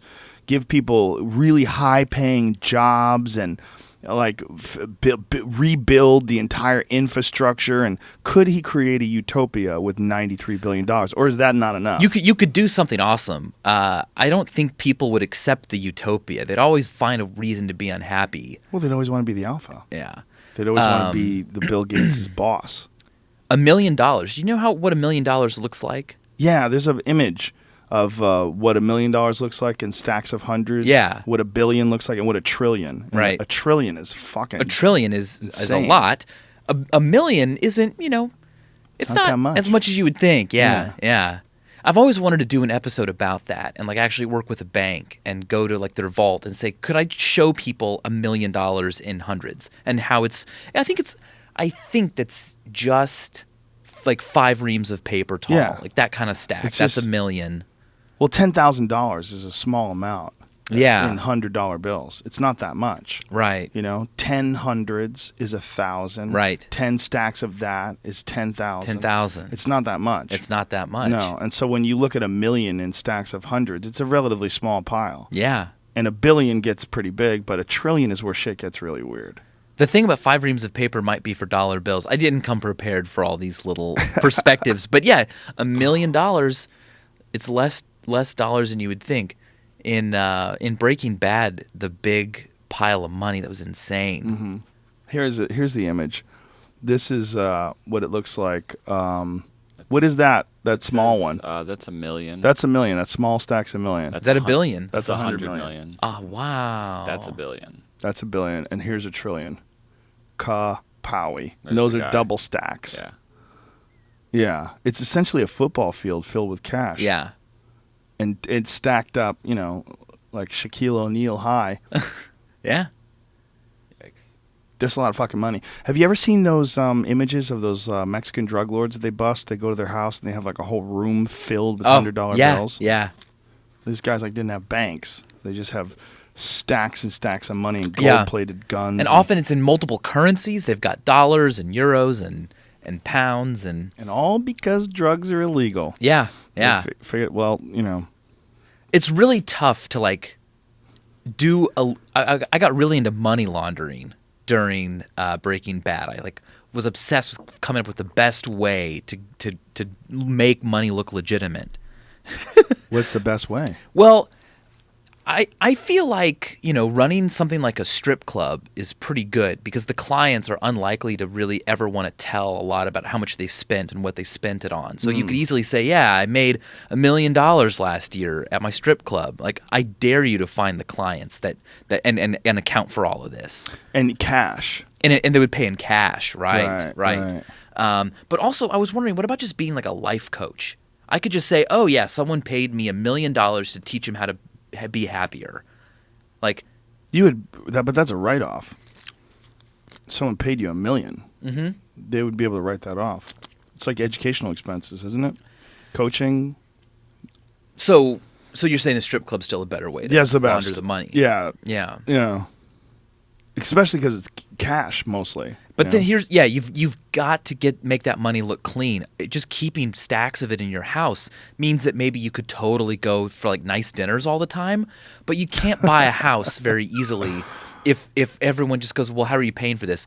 I have a room full of cash that I don't want a bank to know that I have. Could you please do a business with me? It's tough. Yeah. Well, we're running into this issue in Colorado. With the medical marijuana, then becoming, or recreational marijuana rather, becoming legal, and then banks were not accepting the money from these no people. Kidding. Yeah, and so they couldn't use credit cards. They had to do everything in cash, and then they would have to take that cash, and they would have to take it when it reached a certain amount. They would have to buy banknotes, so they'd have to bring that money to the bank. And in then cash. and exchange it. So you have these workers, I don't know how much they're paying them per hour, but they're driving around with insane amounts of money. That's not safe. Yeah. It's very unsafe and very easily targeted. Yeah. I mean, there's just giant medical marijuana. Why didn't the banks take the money? Well, because the federal government is not allowing marijuana. Not only that, here's where it gets really tricky, and this is important for anybody who's listening to this, that lives in Washington State or lives in Colorado, where as a state, marijuana is legal.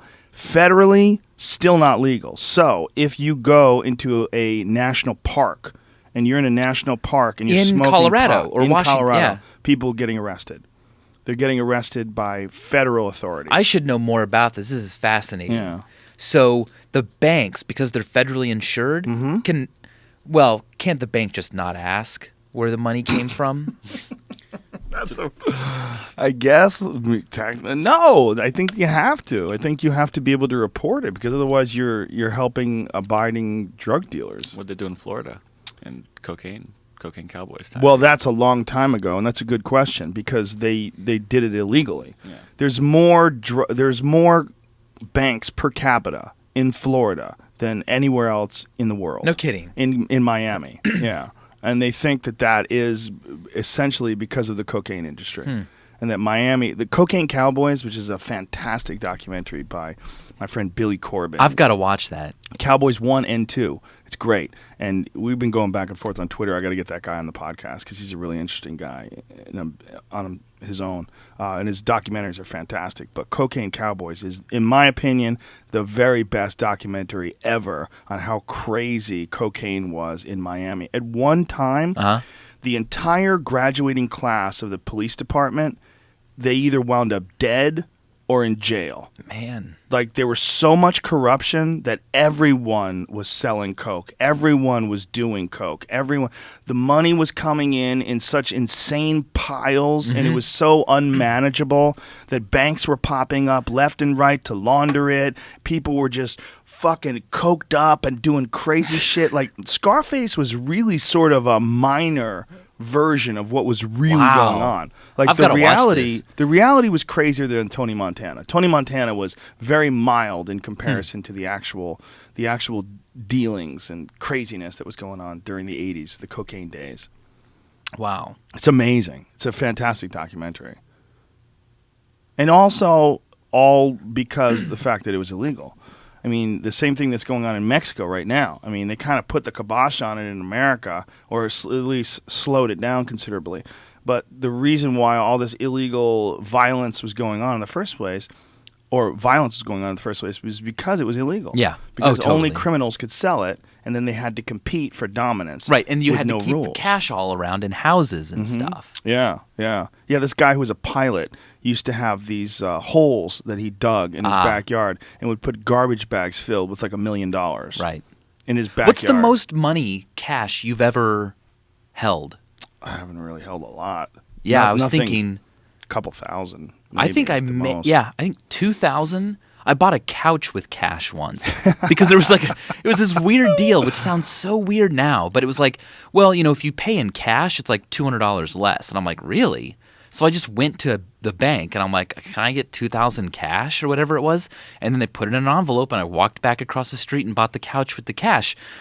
And that's because they have like credit card fees. Like I've had people ask me if I could pay with Visa instead of American Express. Yeah. Because American Express would give you like a higher fee. Yeah. I've been to like bars that don't accept American Express. Yeah. Just and purely because they hate the fees or something. Yeah, I don't know. I I'm not think- talking about anything I know anything I about. think that's what it is. Yeah, because I have seen that before. I've had people say to me, "Do you have Visa? Like we take this. If you don't, it's okay." I'm like, "Well, why don't you want it?" And then they'll tell you, "Well, they kill you with the fees." I was like, "Oh, I didn't know that it varies." American Express was always a weird one too, because it was one where you paid it all off at the end of the month, which I liked. It wasn't like a Visa card where, say, if you owe $1,000, you pay $10 a month. It wasn't that. It was like if you spend $1,000 at the end of the month, here's your bill. It's $1,000, which I like to just take care of that. I don't want that floating over. I've been in debt before, and it's a gross feeling to have this money just like sitting over your head. So the American Express thing, I like that you paid it off, but I guess they charge more for that.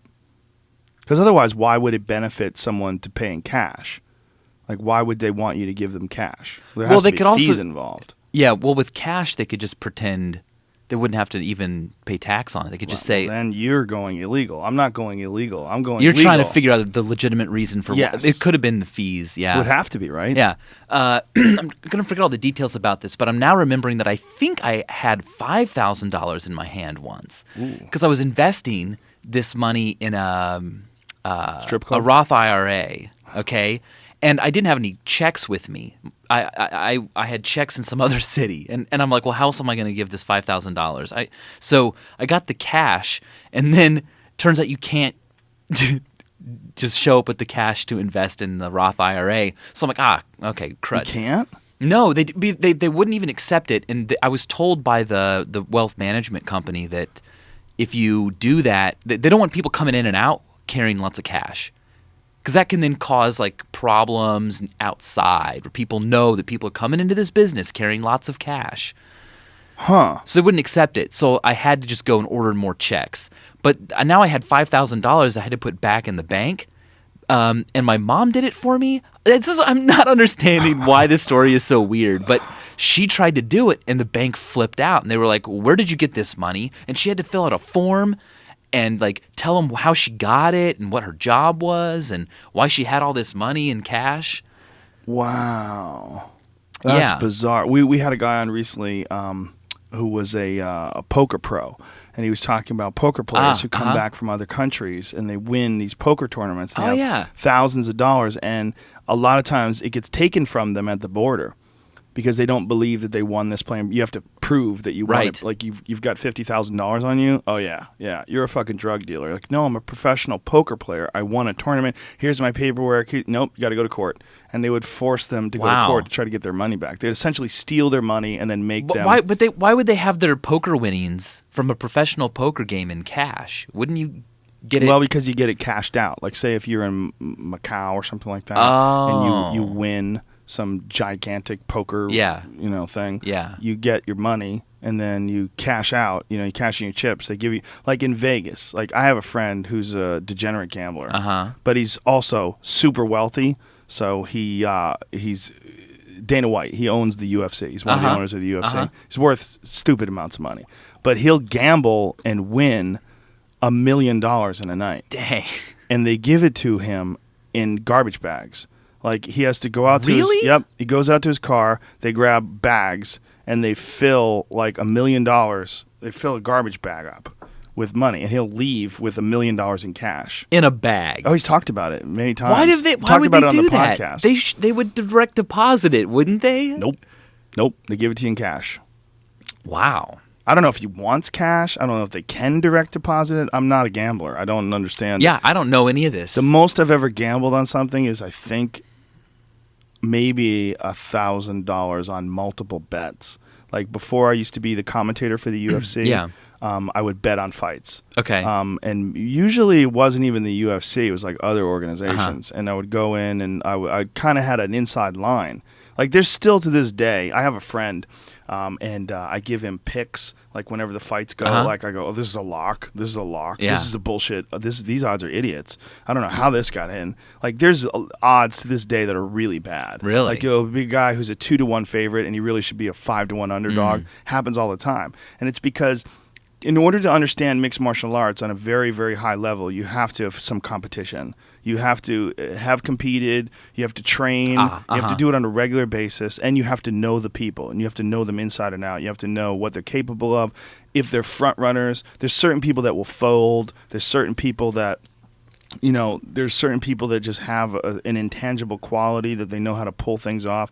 And that's how you sort of formulate the odds. And a lot of times the odds makers are fat old white dudes who really don't know what the fuck's going on. They just know based on, like this guy's more popular, or this guy's more famous, or this guy, he's beaten a lot of tough guys. Like they don't know the other guy he's fighting. Like there's certain guys when they enter into the UFC for the first time, like a lot of people don't know how they did in other organizations. That's when you can get sort of the best odds. And so Interesting. This friend of mine, I've given him these picks. We're like way over 80%, like way over 80% winning. So if I was a real gambling man, I'm not, just because I don't trust myself. But if I was a real gambling man, I'd be fucking killing them with that. Yeah, that's fascinating. Who does get to set odds? They have to be pretty smart, but They're not. they're not. Some of them are. Some of them Yeah. are smart. I don't know who does it. I don't know the people. I used to know the guy who did it for USA Today. Very smart guy, and it was really interesting talking to him about odds. But again, an older guy, didn't train, didn't fight. He was very knowledgeable, but I think there's certain levels of understanding. And at the ultimate level of understanding, like there's certain guys who are like, you know what? If the shit hits the fan, I think this guy folds up. And you gotta take that into consideration when he's fighting the guy who's not gonna fold up. But odds are very big. Like I don't get, how do you fucking make odds on a football game? Like you're gonna bet that these guys who, like, you have to follow injuries, you have to make sure, how's his ankle? I heard that guy's got a bad ankle. What's going on with his neck? And this guy's got some new surgery for his fucking hip. And, okay, take that into consideration. This guy dropped the ball last week. Oh, we got to factor that in. There's X amount of players on this team and Y amount of players on that team. And they're all trying to move a ball across the line with all these random variables. And it's not just who's going to win and who's going to lose, but it's like by how many points. Yeah. And they're right so often. I know. They're right so. My friend Joey Diaz says you never see a bookie with a part-time job. Yeah. That's Joey. Yeah. I don't get it. But when you would think about it, like if people can understand the stock market, which they sort of can, and there's so much money involved in the stock market, they would be able to figure out the variables involved in any sort of athletic gambling too. If there's money involved, someone's going to try to do really well at it. Yeah. Like insurance is that way. There's a bunch of people that are way smarter than you who are cranking away at machines going, what should we charge to make sure that we come out of this well? Yeah, and how do we fuck these people over when they do win? or they do have a legitimate claim? How do we draw it out so we make as much money in interest during the time where we hold it back while as they're we- waiting, I mean, that's what they do. That's why they I mean, the more they can get you to give up. I mean, some people just give up when faced with adversity. Yeah. Faced with a challenge, like, you're going to have to dispute this claim. Oh, fuck. A lot of people just give up. They just fold up shop. Well, maybe they're just picking their battles, right? They're Mm-hmm. like, look, it's not even worth it to me to fight this one. Mm-hmm. I'm going to save that energy for something else. Yeah, well, there's definitely that, and there's other people that go, you know what? I don't care if this costs me $1 million to win $100,000. It's the principle, yeah. Exactly. Yeah. There's a lot of people. Those people are dangerous. I had a great experience with my cell phone. It was stolen, I think, and insurance fixed it all up. I just got a new phone. Really? Yeah, because I was paying for it though, right? I paid for like the best insurance, like replacement policy, and all I had to do was go in and say, yeah, this honestly was stolen. I'm not lying to you. Check a box, and then the next day they mailed me a brand new phone. Well, what's really crazy is people that have jewelry, and they have insurance on their jewelry. Like, I know a woman who lost a very expensive diamond ring. Uh-huh.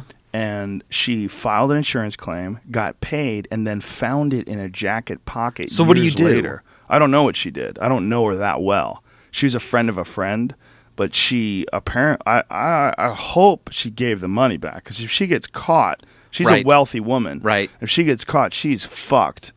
Like this was like a $70,000 ring or something crazy like Right. that. It was some giant fat rock. And she found it in her jacket pocket, like, I think years later.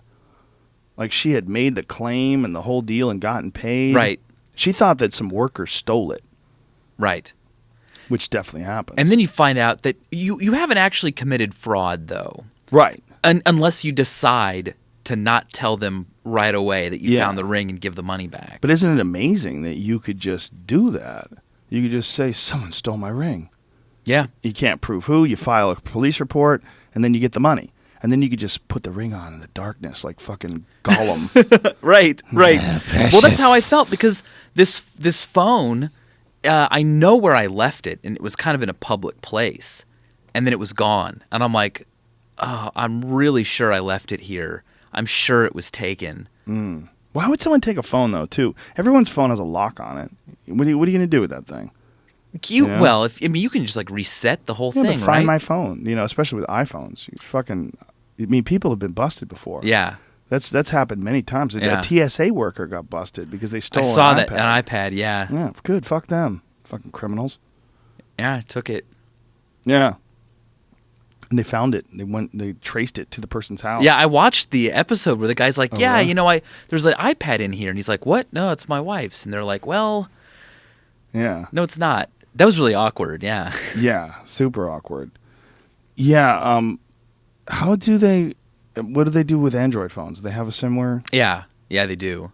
like a Find My Phone feature? Yeah, and I've been using this thing called Google Now, which is really pretty fun. I usually never update things. I never allow things to know my location, But this one, I'm like, I'm going to just see what it does. And it was able to determine where I lived, where my girlfriend lived. It knows that I like Taco Bell. So it'll just tell me when I come to new cities. It's like, okay, there's a Taco Bell 8 minutes away. Here's a conversion between the currency you usually spend and the currency that they use where you are now. Here's some things that you might want to do based on where you're standing. And I'm like, whoa. Yeah, it's getting really squirrely with Google. It's I love it. I love it for convenience, but man, if you ever did something illegal, you're fucked. by who?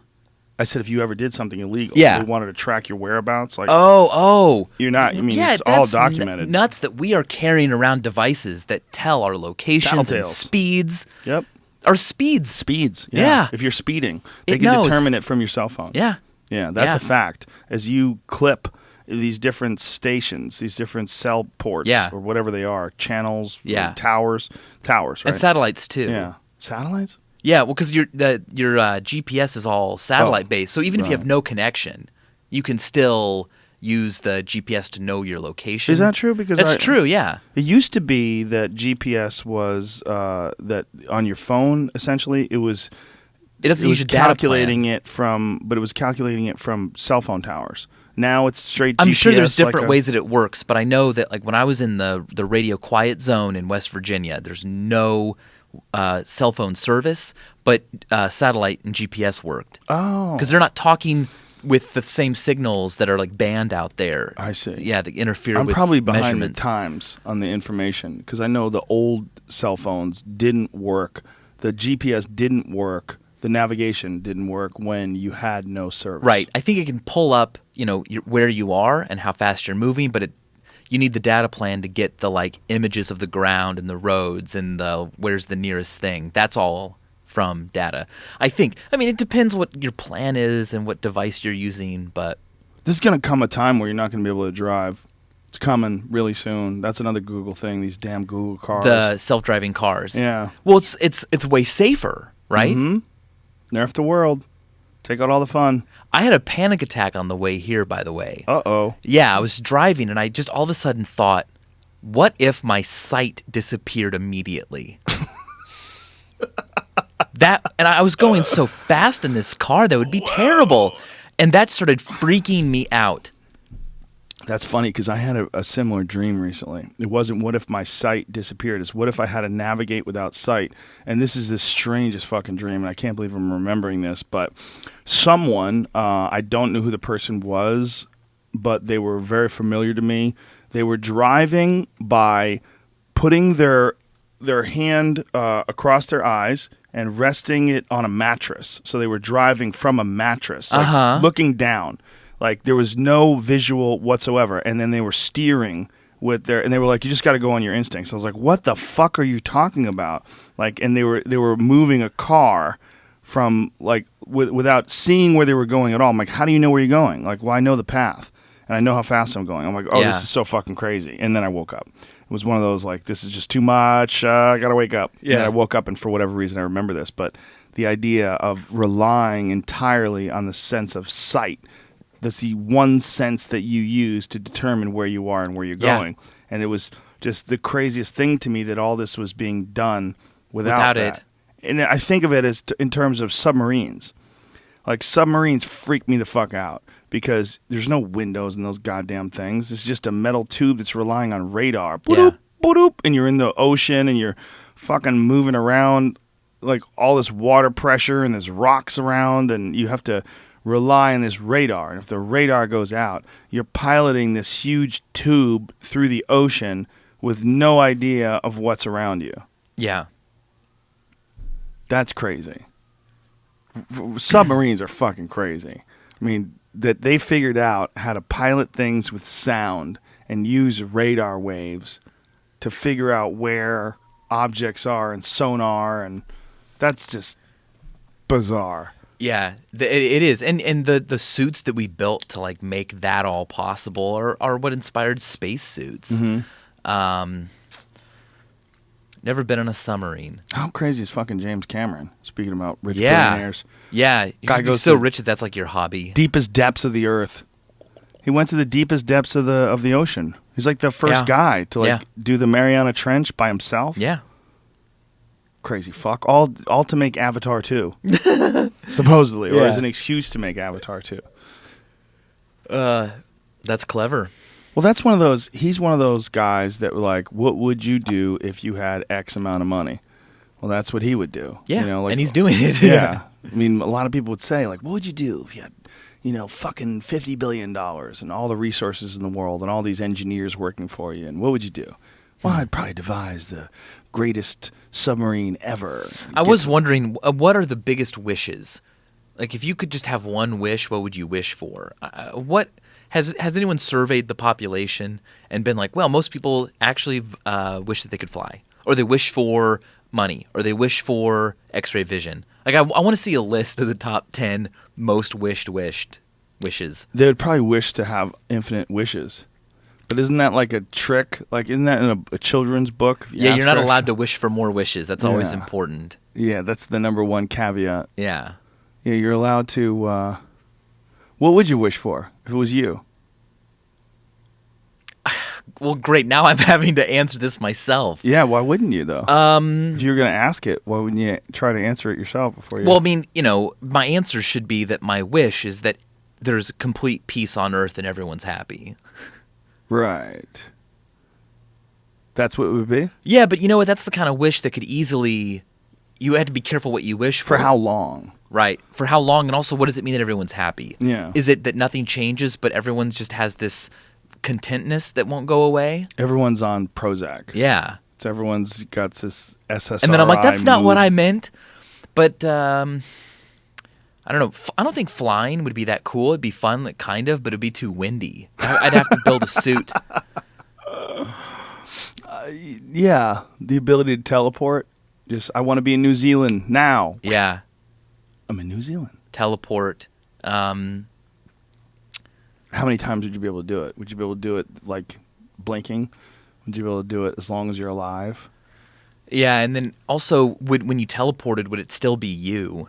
That's a huge question about teleportation. It's like, well, wait, if I assemble a bunch of atoms somewhere else to exactly replicate you, is that you? Well, here's the real tricky one. Our memories. Memories are always very strange, right? Our memories of just my memories of yesterday. Okay, Yeah. Here's a perfect example. I had a great time yesterday. I had a really fun podcast. Then I went and did 2 comedy shows at 2 different comedy clubs. I drove around. I hung out with my kids. I had a great yesterday, but my memory of it is quite sketchy. Sure. I mean, I can recall things in my head that I'm reasonably sure I did, but it's pretty sketchy. And then I went to sleep. I shut off and I woke up, and I woke up with the memory of this life. And how do I even know that that's all the stuff that really happened? How do I not know that I just started my life today? Yeah, that's a great question. Like, how can you prove that the universe didn't start 10 seconds ago? Mm-hmm. Or your life didn't start 10 seconds ago. Or at the very least, when you arose, when your consciousness, I mean, you know for sure, reasonably sure, that you were unconscious, and then you became conscious this morning. Yeah. And when you became conscious this morning, you like, where am I? I'm in my bed. What time is it? Let me check my phone. What's today? I think it's Wednesday. Okay, what do I do today? Oh, I've Michael from VSauce is coming over. He's going to do a podcast. That's going to be cool. Okay, cool. And I'm assuming, based on my memory, that this is the life that I've chosen, and that this is the path that I'm on, and this is the events that are going to take place based on my iPhone calendar or whatever. But the reality is it's mostly just memory of a life that I've assumed that I've lived. When I was a kid, I would freak myself out by just thinking about how I was trapped in my own mind. No one else was ever going to see out of my eyes. No one else was me.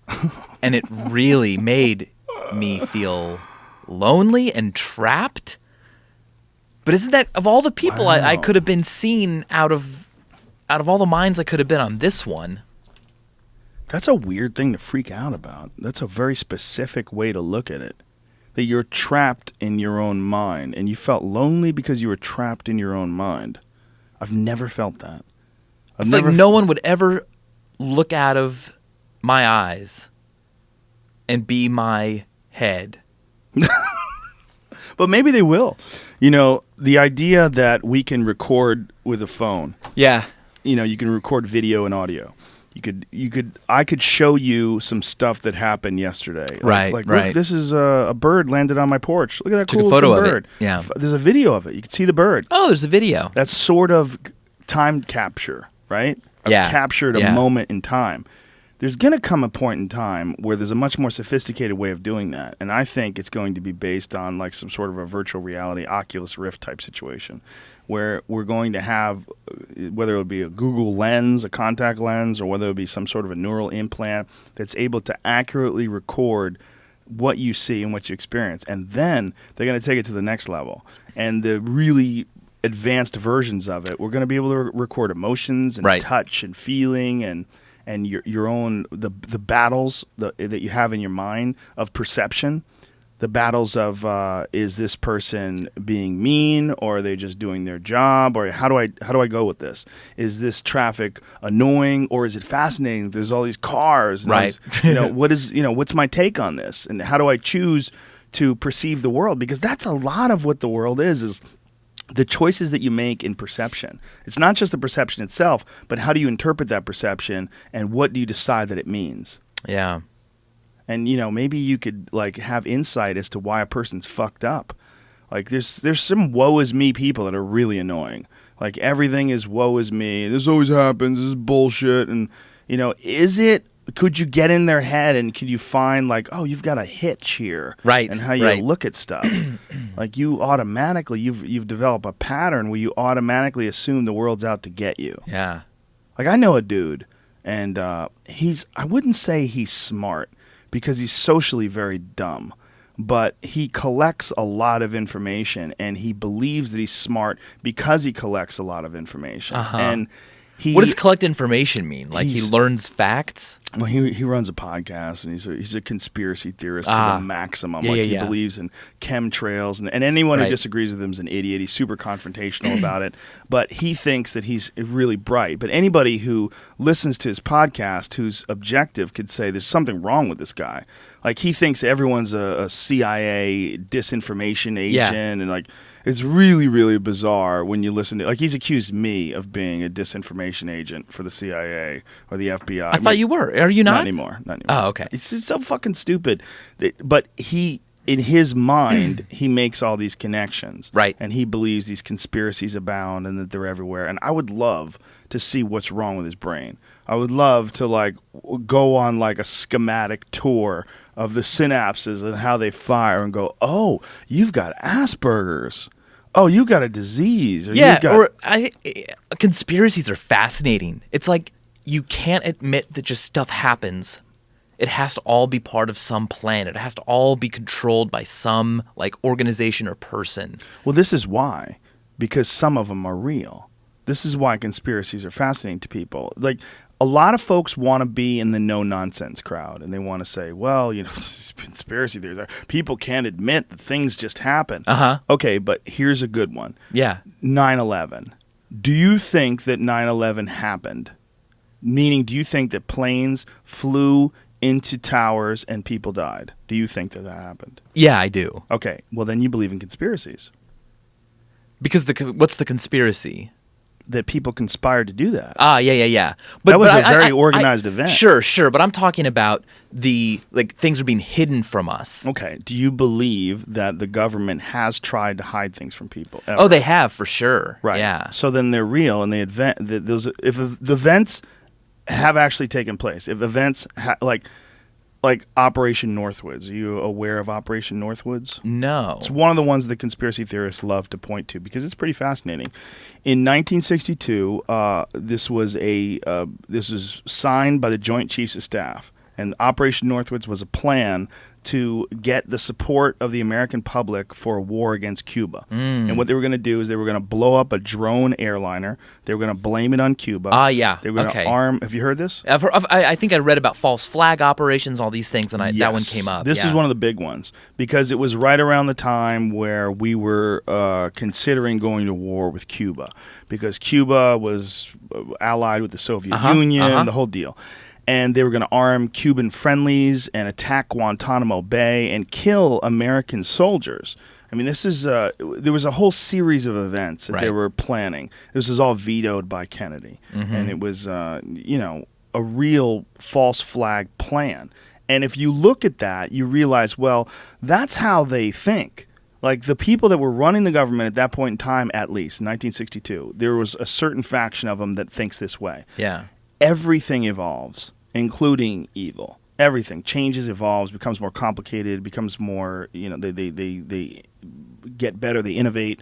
Everything. It's just the way things go. Nothing stays still. Everything must elevate, including conspiracies. Yeah. I mean, if that's the case, if Operation Northwoods was really signed by the Joint Chiefs of Staff and the Freedom of Information Act, the documents that have been released show that it was. Right. If that's the case, and no one went to jail for that because no one did. Those are fucking criminals. I mean, those guys were planning on killing the children of Americans who went over and were working as soldiers, believing that they were defending freedom and all this jazz, but they were going to be killed by other American soldiers or other American, military people who are working in cahoots with the Joint Chiefs of Staff. That's crazy. It's amazing. Yeah. An amazing fact.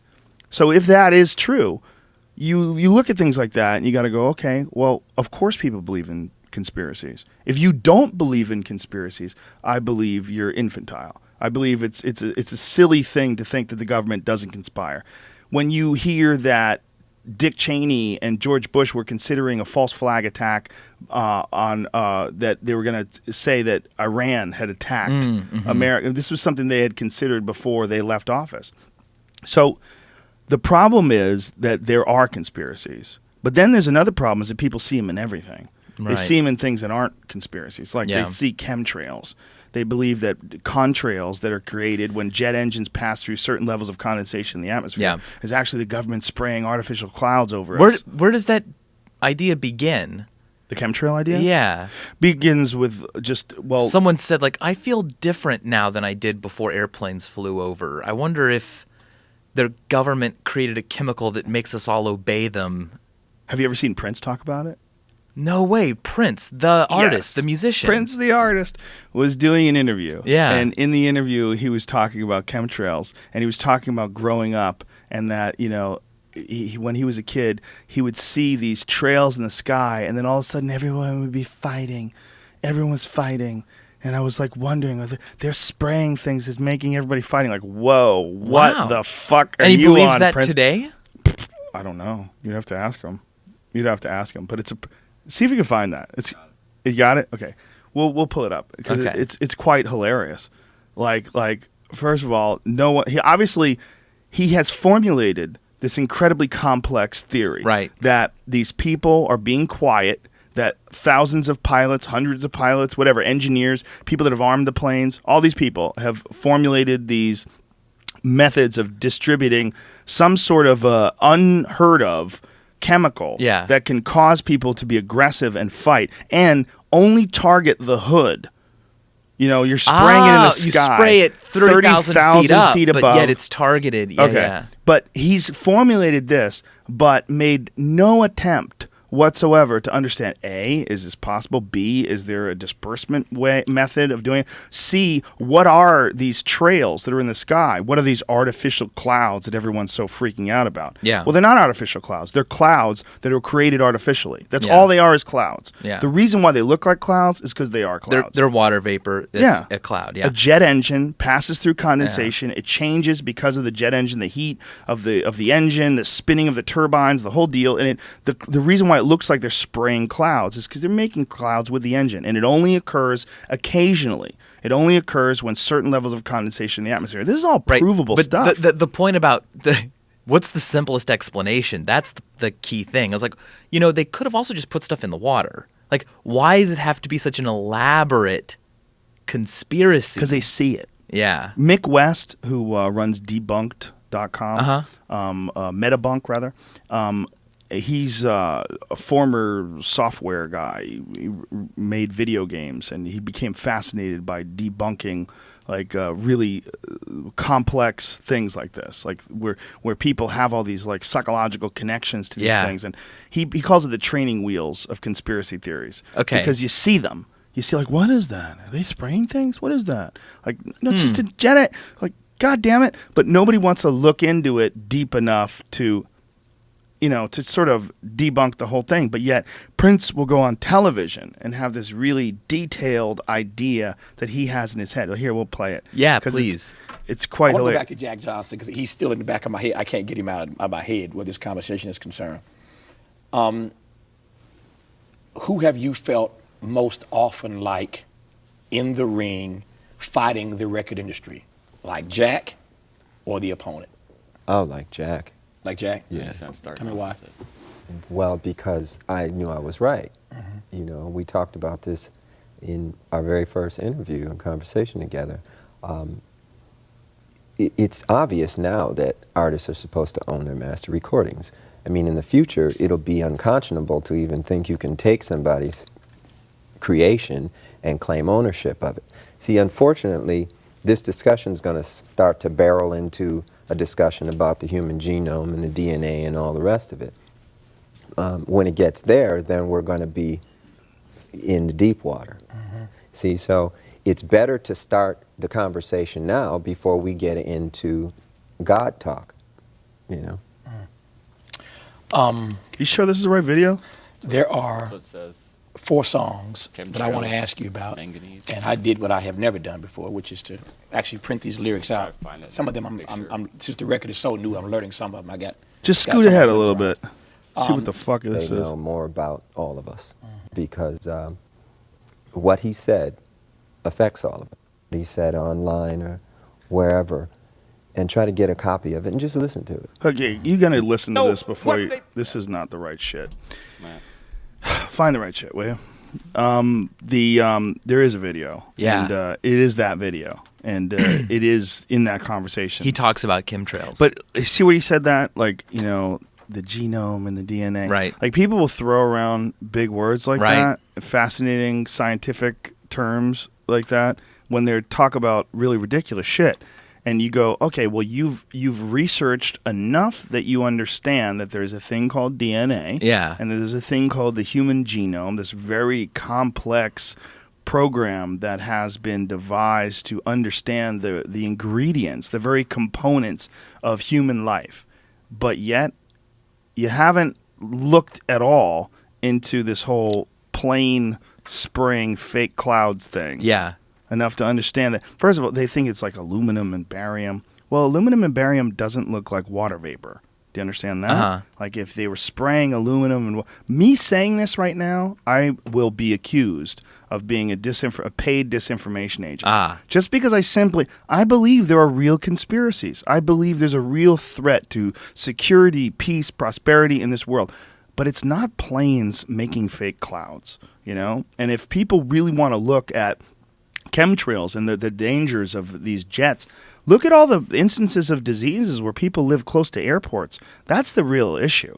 The real issue when it comes to air travel is the fact that this is not a free ride. No one rides for free in any way, shape, or form. And when you're burning propellant and that it gets dispersed through the atmosphere, the people that are on the ground, they're breathing that shit. And if you breathe that shit, that's the real danger. The real concern is not these artificial clouds. The real concern is the fact that you're burning fuel in the sky at a rate of thousands and thousands of flights a day. Yeah. That's what's going on. There's a direct correlation between lung diseases and instances of asthma, and all directly related to people living close to airports. I mean, that's the real chemtrails.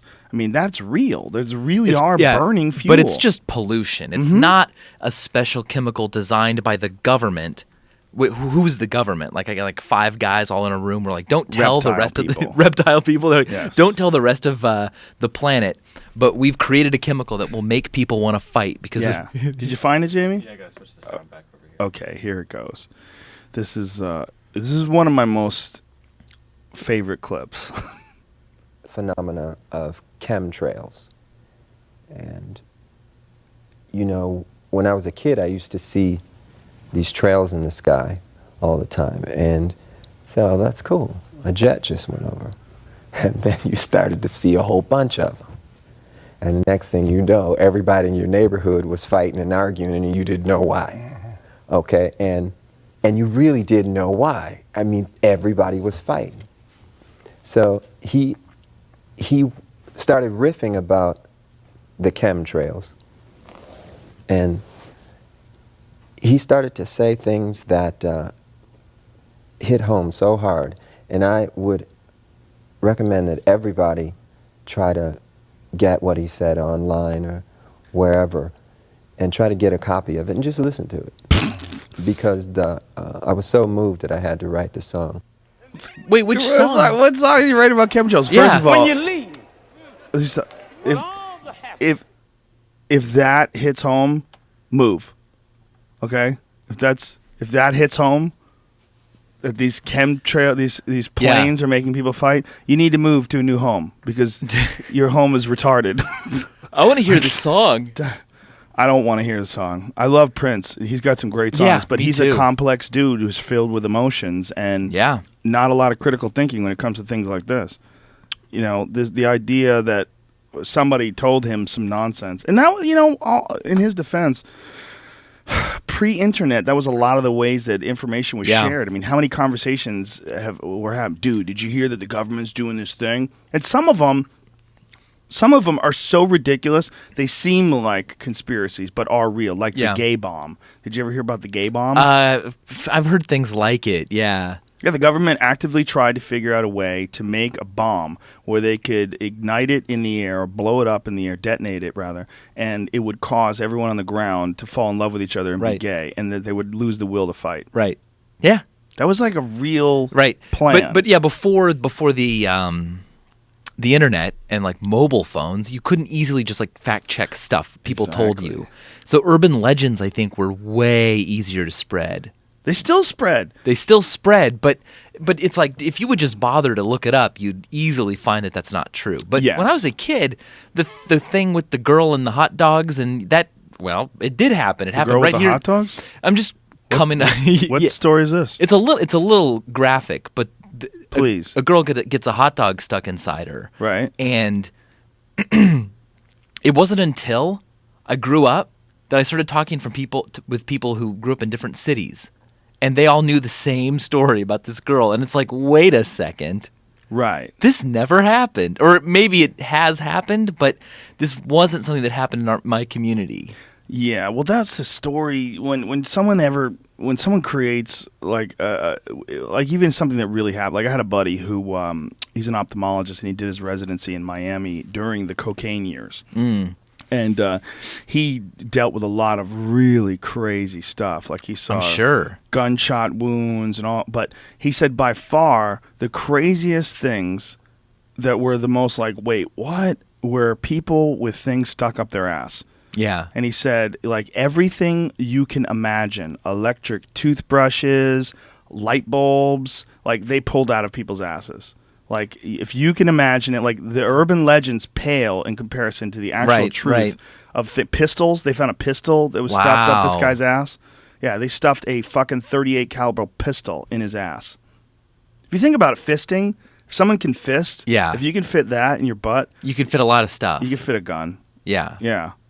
And did he do that for fun, or was it a punishment, or was he trying to like sneak the gun in somewhere? Good question. I don't think he's going to be honest. Yeah. Why do you have a pistol up your ass? Well, the government is paying me to keep this pistol in my ass. Yeah. I don't know, but the reality of pistols in your ass, that's about as bizarre as the gerbil, Richard Gere gerbil. Right. Remember that? Right. Yeah. But when I first heard that story, I had no way of confirming or denying it. It was just a story. Well, I can give you a story on that story. Yeah, I don't know please. if it's true, but what I had heard was that this was when Richard Gere had left Scientology, and that one of the ways they got back at him was creating that. This how do you release rumor. That story, though? I don't know, but my friend... I'd like to know. I'd like to know, too. It might not even be true, but my friend Eddie grew up in L.A., and I grew up in Boston, and we met when we were both in our, 30s. Yeah. And we had both heard the same rumor growing up. So... somehow or another, that rumor got across the continent. That's what I'm saying. I heard these rumors. Like I had friends who told me a story about a famous fried chicken place in Chicago, and this woman goes up there and orders a bunch of food, like a lot, like 8 chickens. Right. And there's this funny conversation that they have. And it ends with the woman going, "You don't know my life." And everyone told this I was told that this happened in this restaurant. Mm-hmm. 4 years later, I'm driving around with this person who grew up in New York. She tells me the same story. And I'm like, what? Is this just one of those things where everyone has a friend who saw this happen? Right. Which is really strange when you stop and think about the length of time between religious stories being told over campfires and through oral traditions and them actually being written down somewhere. Yeah. Because if that story about the woman at the chicken restaurant, which I didn't even tell very well, but it's not even very funny, but it's just that story was accepted as fact. Yeah. a very specific fact that occurred at a specific restaurant, and then I realized that it's just everyone has a friend who's had this experience.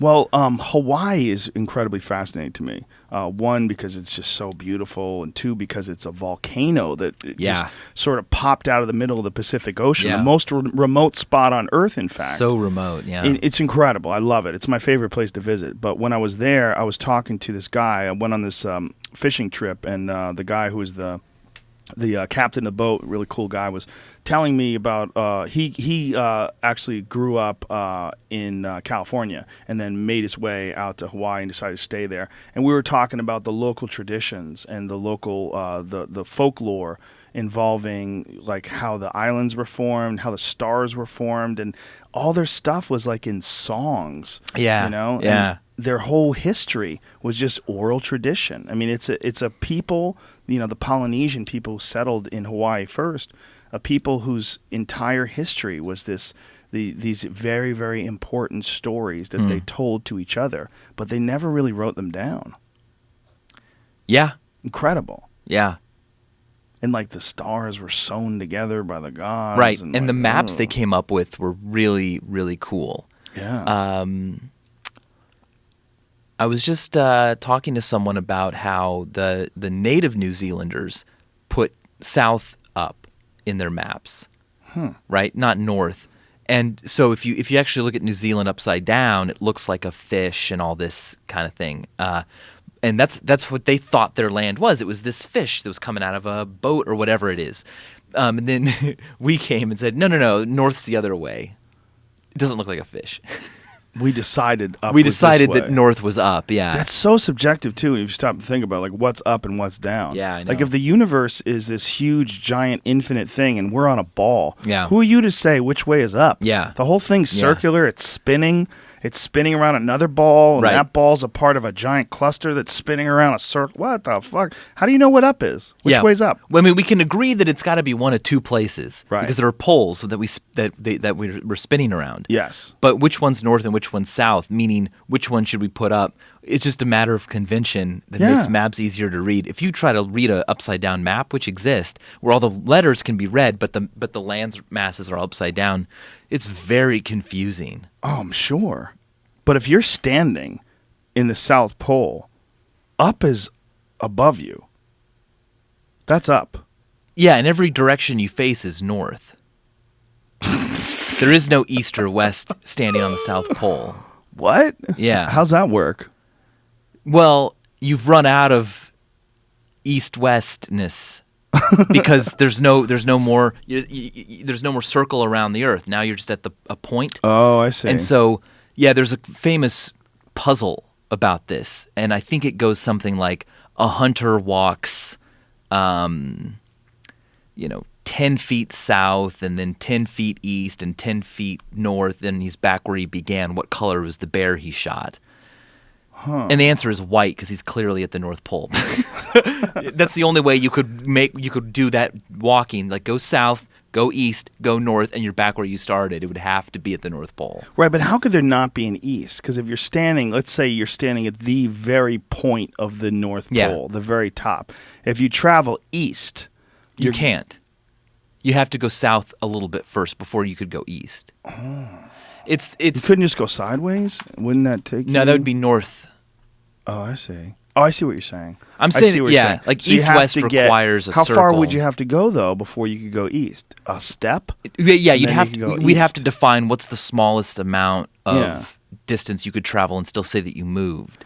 Yeah, because, like, I would say an inch or less. Like the tiniest amount, and then you could go east. Yeah. I mean, if we measure millimeters... And how precisely are we measuring the point that is the North or South Pole?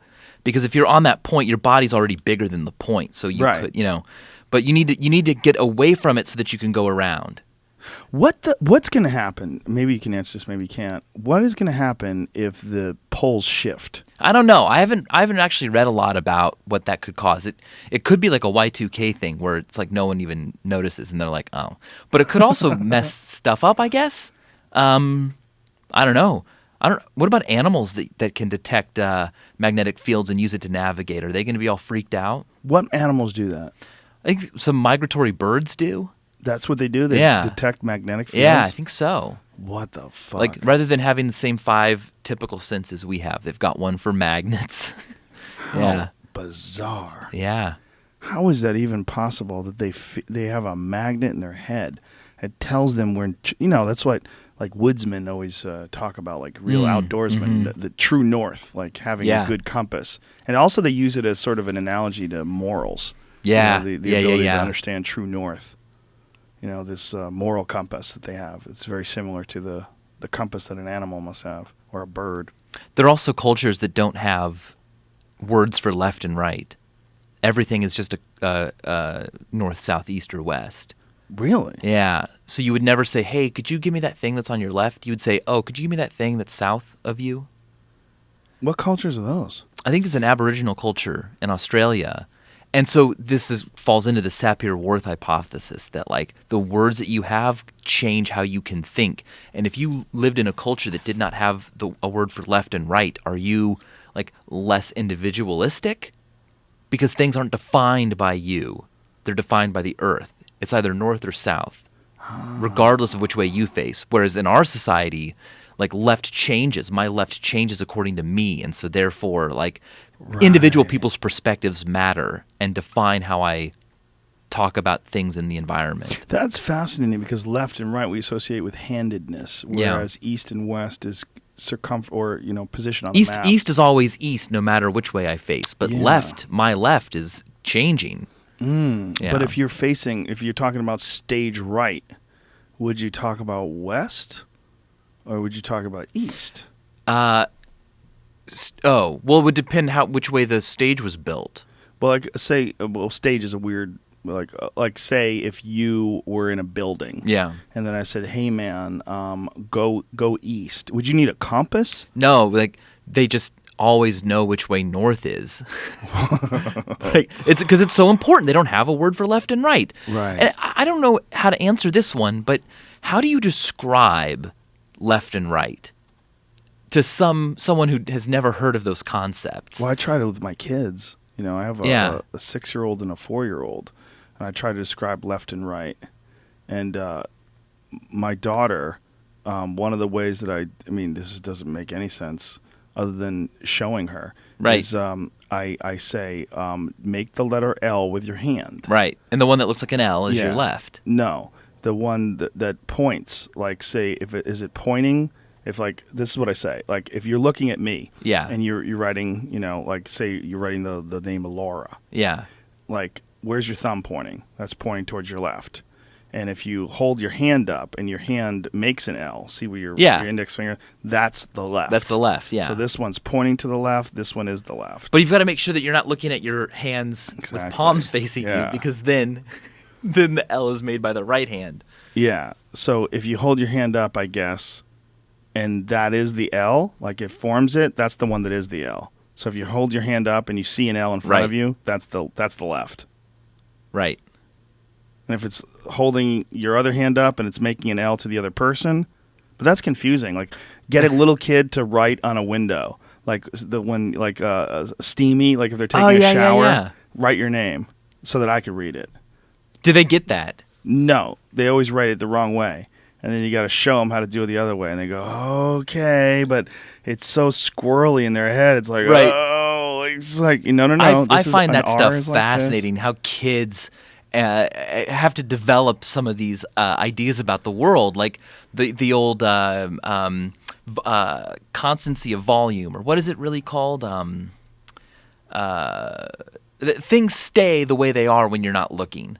Like a really small kid will even think that like when they don't see you, you're gone. Like peekaboo is a really terrifying and amazing game to a child. Yeah. Like I'm talking like a baby. Right. But then look this up on YouTube. They show an experiment where you take 2 different size containers. One's really tall and skinny, and one's short and fat. And the tall, skinny one's full of water. And then they pour the water into the other container, and they're like, which one has more water? Like, which one's bigger now? And clearly, the same amount of water is still there. You just saw them pour the water. No water was taken away. Right. But a kid doesn't get that yet. They think that, it's not nearly as tall, this other glass, so there must be less water. And they'll grill the kid like, well, where'd the water go? And the kid won't even know, but will insist that there's less water now because it looks smaller. Is that a perception thing, like an animal thing? Like larger, taller things are more dangerous? Yeah, I'm sure that it's like that's what matters, and it takes a while to understand the less needed for survival process of realizing, oh, that's actually stayed constant. That kind of makes sense when you think about how animals will make themselves look bigger. Yeah. Like their hair sticks up on their back in order to give them a sense of or an appearance of having more mass. Yeah. You know, growing. Bears will stand up on their hind legs. And they tell people, like, if you encounter certain animals, like mountain lions, you should make yourself look bigger. Like, wave your arms, get larger. If you have someone with you, like a child, put them on your shoulder. Wow. And make it look like it's a bigger thing. Right. Yeah. It's like appear more of a larger. And that tricks the scary animal. Yeah. They're dumb as shit. Yeah. They're dumber than kids. Well, it's fun to watch these kid experiments because you're like, oh, wow, kids are dumb. They think that, this is any idiot could tell you. Well, it's not that they're dumb. It's that they haven't come across this problem yet to solve, so they don't have the data yet. Exactly. Like, there's a difference between dumb and a lack of data. When you have a person and they're 50 years old and they still think that the world is flat and they still think the Earth is 6,000 years old and they still think, well, that's a dumb person. That's like the data they've processed. They've been exposed to the evidence. They've been exposed to 50 years of Western civilization, and their perceptions of life it's insane. Yeah. Given the data that's available, that's a dumb person. But a baby is just this bundle of potential that just doesn't have any data yet.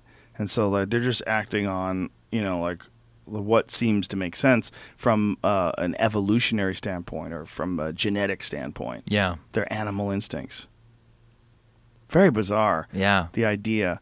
Also, the idea that this is all changing and growing, and then your children will have the benefit of the information that you've accumulated over your life, like through epigenetics, and it's going to somehow or another pass to your children, and they'll I don't know about that. I don't know about that either. Well, they say that certain things, like even racism, can be passed down to children. You mean genetically? Genetically. Chemically. Yeah, I haven't seen a lot of evidence for that kind of stuff, but there was a famous experiment where a guy taught worms to move through a maze, and then he ground them up and fed them to some other worms, and those worms knew how to solve the maze without having to be taught. But it's never been replicated. But wouldn't that be cool if we found out that there was a chemical basis for memory? That would be amazing. Yeah. Well, they have shown that they've taken, I believe it was mice, and they used a certain smell. And when that certain smell was introduced to the mice, they gave them a chemical shock, or they gave them an electrical shock on their feet. And the children of those mice, when exposed to that smell, like a citrusy smell, they would have a panic attack. Really? They would have this panicky moment where they anticipated being shocked. Huh. Because it was programmed into their DNA that smell equals danger. That smell equals pain or discomfort. Right. Yeah. So that's different than just natural selection, where Exactly. you say, well, the mice that just naturally didn't like that smell were the ones that lived longer, procreated more, and so that's why. Well, I think that's probably true as well. Yeah. I think it's one of those things like when we're talking about conspiracies. People, can it just be a random coincidence? Yes, it can be. But there's also evidence that people conspire. Right. So there's both. And we have this tendency to want to wrap things up in a nice, neat little bow. So the concept of natural selection, well, there's natural selection. It's very simple to explain. It's natural selection. No, natural selection is a factor. That's also a fact. It's not like it's non-existent. No, that happens as well. But then there's also this weirdness. There's this weirdness where information is transferred. Like, I've done jiu-jitsu since 1996 is when I started. So and I've also been a commentator for more than 1,000 professional fights. I've probably seen more mixed martial arts fights than most of the population ever will, right? Yeah. In real life too. And my kids, when I watch them roll around, when I watch them play, especially my youngest, she has instinctive moves that I don't think are natural moves. Like when they're rolling around, there's a thing called the over-under, and it's what you do when you take someone's back. Taking someone's back is you gain an advantageous position by being behind them and controlling their body in a way that they can't attack you, but you can attack them. Right. You're forced into a very defensive position, and they're in a very dominant spot. And the over-under is one arm over a shoulder, one arm under the armpit, and you clasp your hands together, and it's a very dominant mode of control. But it's not. I don't think it's instinctual. But my daughter goes to it immediately. Huh. When my daughter, who's 3 at the time, when she was rolling around playing on the bed with my at the time 5-year-old, she would go over under all the time, and then she would throw her legs around and get her hooks in, like instinctually. I Without didn't being teach her to taught. do it. These are like traditional jiu-jitsu positions, and I think that it's in her DNA. I really do. I watch her tick the mount. I watch her go from side control to the mount. She slid her knee across the belly. She did it like jiu-jitsu style. Like I don't think that that's a natural thing to have, for a baby to have. To do some more experiments. Yeah. Take a look at her genome. I really think that it's instinctual, and also like I'm teaching them striking, and the way they learn it is like they're learning it like they already knew it. It's really weird. They're learning like pivoting off the ball of their feet and throwing their weight into things. It seems totally natural to them. It's very strange. I think I've if done you it my catch whole people life. young enough, they're still plastic enough that they'll just get it. Like language, for instance. I learned English. How long did it take me to learn English? How long? Maybe 2 years till you started talking. Right? Yeah. Like when was I fluent enough that someone would say like, yeah, you'd pass a test? Well, there's a weird thing where people say that their youngest learns quicker, because the youngest is around only adults. So the youngest is sort of like forced to like try to be like the things that they're around. Interesting, yeah. Whereas the oldest has younger people around. Exactly. Whereas if you're not the youngest, I mean like the firstborn, right? Not the youngest, I should say, learns quickest. Whereas the ones that are born later, they have all these little people that talk, like babies around, and so it takes them a little longer to figure out how to communicate like an adult. Yeah.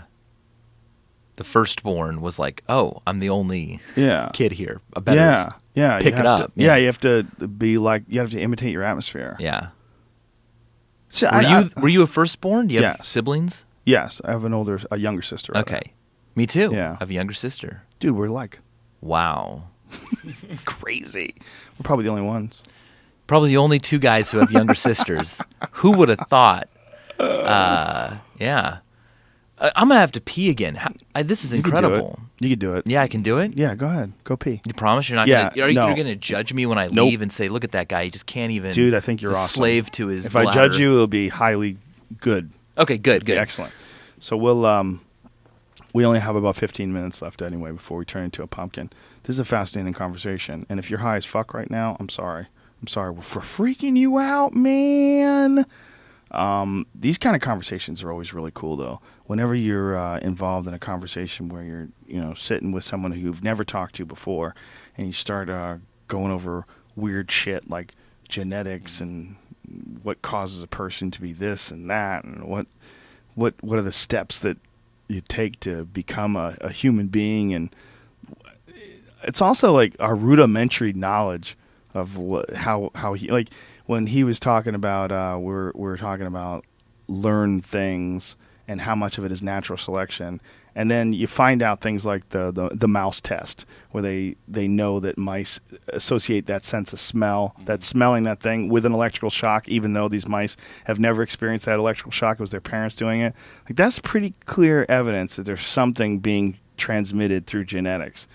Whatever it is, they don't know, but we'll know someday. Someday we'll be like, oh, well, they definitely, like, we've isolated the genes that cause people to transmit certain bits of information to their children that are useful. Like right now, we're not much different than the people that we mock from a long time ago that thought that the Earth was the center of the universe, Like, the amount of information that we have. I was just saying that as you're back from your potty break. Oh, it feels so much better. I'm sure.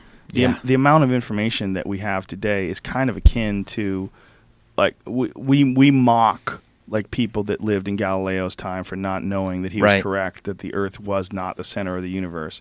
We're like, God, how they tortured the poor guy. Or Bruno for saying that the universe is infinite. They burned him alive. Right, right. And we think, God, they're so stupid. But what we know now, whenever you're alive, at that point in time is the greatest moment of knowledge in human history. Yeah, it is, right? Yeah. And you think, oh, wow, I'm so glad I'm here and not in the past. But Well, it's not like, giving and taking collapses of civilizations, which is another Sure. story entirely. well, yeah, it's which a definitely little more happens. complicated, but yeah. But yeah, it's not linear entirely, but it's kind of like an up and down, and it's progressive. So like, at this point in time, when we're talking about information being transferred from parents to children, and we're like, I wonder, maybe natural selection. But we don't know. One day, whether it's 1,000 years from now or whatever it is, Yeah. they're gonna go, oh, those dummies, they didn't even know. I know. Look at this. We've got audio recording of Michael Stevens saying, I don't know. I think so. Maybe natural selection. And they're like, that idiot. Yeah, fucking Prince. He thinks that they're spraying shit over the ghetto and making people fight. Duh. But it's just one of those things.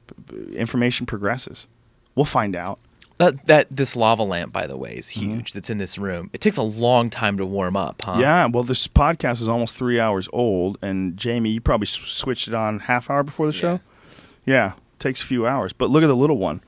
Little one's up and cooking. That's cooking really well. Wow. Yeah. That's a great lava lamp. This big one, Never really gets going. We need to shut... you have to leave it on all day. Yeah, but then shit could go wrong. Yeah. We had one that had a crack in it. Oh. Yeah. We noticed it. We're like, is that a crack? Then we had to like...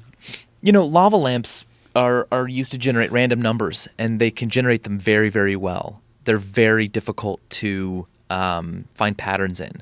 I don't know how they do it, but they'll look at the shapes and movement of a lava lamp, and that'll generate numbers, and they don't have patterns in them. Really? Yeah.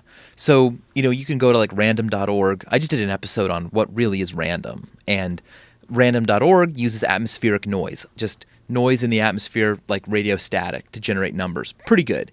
Lava lamps, there used to be a website that had a lava lamp, and you would type in, give me a random number, and it would, based on the state of the lava lamp, give you a random number. So if you watched a lava lamp, so if we had that lava lamp on and we maintained the same amount of heat coming off of the light bulb and the same water temperature and the but you don't though. That's what makes it so random. The initial conditions are so difficult to know precisely enough to predict which way it's going to float.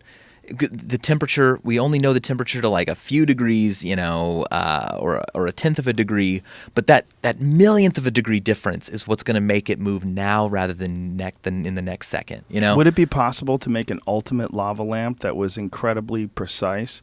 So the amount of heat that comes off of the bulb was like really precise. The temperature of the water was incredibly stable. The consistency of the wax was uniform throughout. And that you set this like perfectly measured lava lamp with the glass being the exact same diameter or the exact same thickness rather over the entire circumference of the bottle that holds the water and the wax in. Would it be possible to make an ultimate precise lava lamp? Well, it would. You could predict it better. I still don't think that it would be precise, like symmetric all the time, unless you put in special controls that like didn't release the wax until it was ready or whatever. Is it the wax moving up and down through the water, which changes the temperature of the wax because it's not in contact with the heat at the bottom? I mean, what are you asking? What makes it so unpredictable? Yeah. Yeah, it's just like every little movement of those blobs is affecting all the other molecules inside that system, and those are affecting how something moves later. It's like a butterfly flapping its wings causing a tornado in Brazil, Yeah, but that doesn't really work that way. That's sort of dopey. I hate that the butterfly flapping the wings of a butterfly. No, but it eventually lead to be a hurricane. No, it can't really. Because it's true. Weather patterns that cause that. Right. We're not going to be able to know, like, hey, have that butterfly flap its wings, that'll cause a tornado. Right. It's just the point is that little difference in initial conditions could result in a completely dramatically different outcome. You can do this with a double pendulum, and it's pretty insane. You put two pendulums up and you release them, and it feels like you dropped them from the same place. And you can use a robot to do this and everything. Right. But after just a few seconds, they're both spinning completely differently from one another.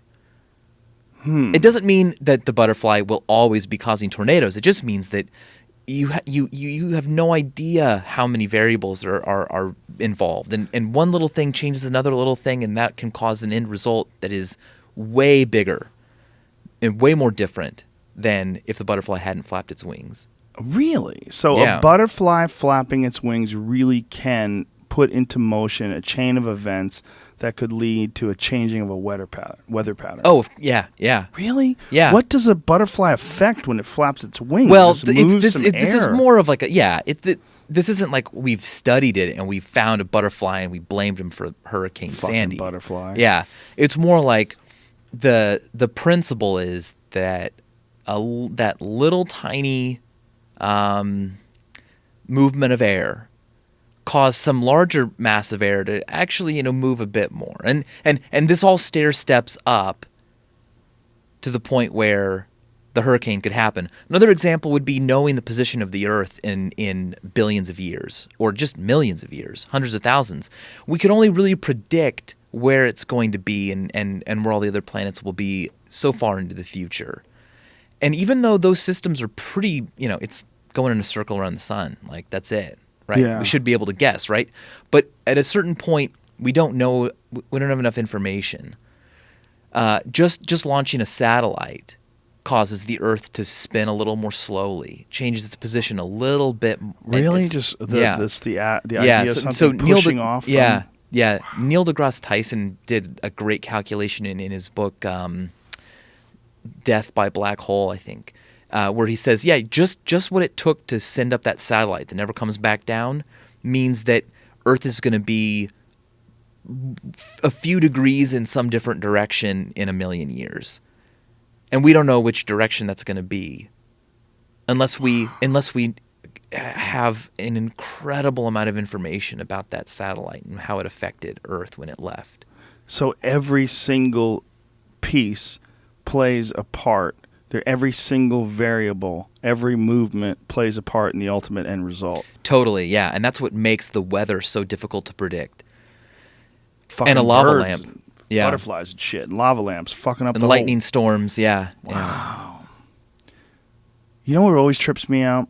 That ancient people were able to figure out the precession of the equinoxes. Right.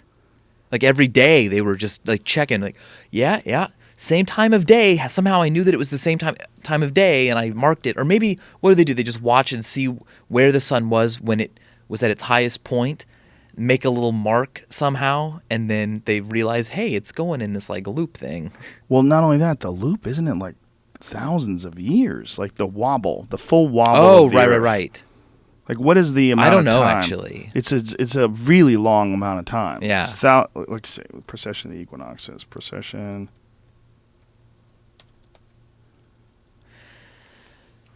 I want to say it's thousands of years, but I don't remember the exact 26,000 year cycle. Wow. So they figured out a 26,000 year cycle. A pretty good measurement to How the fuck see did they do that?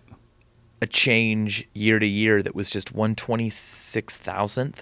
That's one of the ways that these a lot of these revisionists of ancient Egyptian history point to the possibility, besides the erosion of the Sphinx, point to the possibility that the Sphinx is far older than we think it is that at 10,500 BC, it was pointing towards the constellation Leo.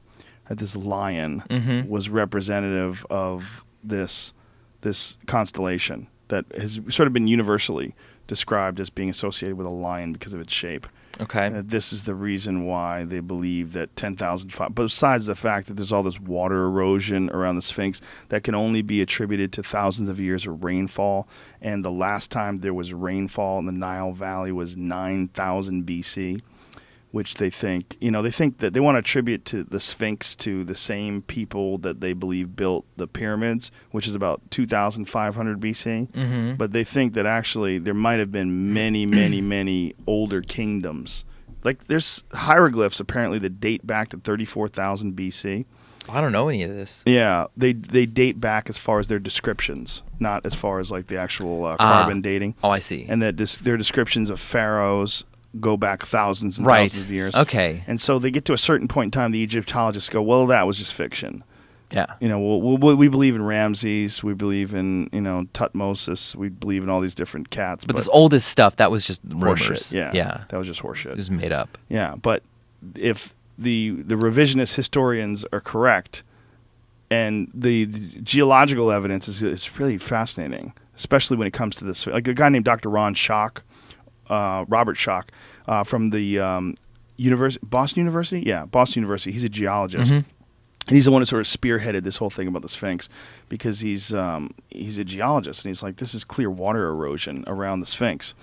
And they think that if that is the case, then these stones had to be cut way, way earlier than 2500 Really? I need to BC. look into all this. Yeah. This sounds fascinating. And this precession of the equinox is this 26,000 year cycle, the Mm-hmm. wobble. The idea is that the Earth spins, for folks who don't know what we're talking about, it doesn't spin in a perfect circle. It kind of has a little wiggle to Right. it. And every sort of like a top. And every 26,000 years, that wiggle's completed. So the sky looks differently through the entire 26,000 year cycle. Right. And that's one of the things that they point to. This constellation Leo at 10,500 BC aligning itself with the Sphinx. Also, coincidentally, lines up, the 10,500 BC lines up pretty close to what they believe 12,000 years ago was a massive asteroidal impact all over the Earth. Like this nuclear glass, I think it's called tritonite. You know that stuff that they find, they do core samples and they find it at 12,000 years all over the place. And it's evidence of a big Impacts, impact. not Yeah. just a big, but multiple Okay. meteor impacts, meteor showers that could have led to the extinction of saber-toothed tigers, woolly mammoths, all these different animals that died off at a very similar time period. 60%, I think, of all land mammals died off during that one time. Yeah, So fascinating what's stuff. the theory that like humans survived and Some did. we didn't have as many predators or No. The theory is that just this huge interruption of life, this massive meteor shower that they found all throughout Europe and Asia, this nuclear glass that's very similar to the type of glass that they find after nuclear detonation tests. That this nuclear glass, which exists all over the place, is indicative of massive impacts. That something happened, and it's not in one spot; it's in multiple spots all over the place at the same time. Much more likely to be a meteor shower than anything else, and that probably was also the cause of the end of the Ice Age. That's what at 12,000 years ago, more than half of North America was covered in a mile-high sheet of ice. And so they think that what caused that stuff to rapidly change was most likely the same thing that caused this nuclear glass to be all over the place, which is a big mindfuck. And Yeah. also coincides with when the Sphinx was around. That, it could be that there was a fairly advanced civilization at that point in time, slammed with meteor showers, massive amounts of people die, and then they sort of have to rebuild. And they kind of learn, what took them a few thousand years to get back on their feet. And Right. then, a few thousand years later, they're building the pyramids again. I'll have to look into these stories. That sounds really interesting, and also it falls right in line with that whole what do you do when you have to start all over again? How long does it take to get back up to where you were before? Yeah. Well, the idea that it's been a linear progression, complete linear progression, straight line from caveman to us, seems a little silly when you see all the impacts that we know for sure happened. When you look at the Clovis comet, when you look at all the different, the Holocene crater, all these different impacts that they know happened. They know that this, look at the moon. It's a goddamn shooting gallery. Things happen, and when things do happen, all these stories like the Noah's Ark story, Epic of Gilgamesh, all the different cataclysmic events that have been documented through folklore, most likely some shit went down. And that's the idea that's what freaks me out about hard drives. That's what freaks me out about the idea of everything being stored on computers. Yeah. Including this podcast. Yeah. Imagine if someone had to tell this podcast in an oral tradition. Someone had to take the information that we discussed in this podcast and describe it. Yeah. Because they couldn't play the file. But No. they'd heard it before. They heard it before, but Yeah. they butchered it. It wasn't Prince, it was James Brown, and you know, all the various things that we talked about get all screwed up. Right. But still attributed to us. Mhm. Yeah. Yeah, but you would be like some information god from the future. They'd remember the part about you going into the past, and they would butcher that. He who pees a lot. Yeah. He had a problem with his bladder. They wouldn't forget that part. No. Yeah, if you really stop and think, we're in the process of something. We're right in the middle, or not even. We're in the middle in that it's going on, but it's constantly going on. It was going on when there were single-celled organisms. It was going on when the star supernova to create carbon, which created carbon-based life, which created us, which created everything that came before us, which is going to create everything that comes from us. Yeah. That would be, if I could see something, I don't think, if I had a choice between going a million years in the future or a million years in the past, just for a visual glimpse. A million years in the past is pretty fascinating, but a million years in the future, to see what a human being looks like a million years from now, Yeah. that's what I would want. How different would we be? We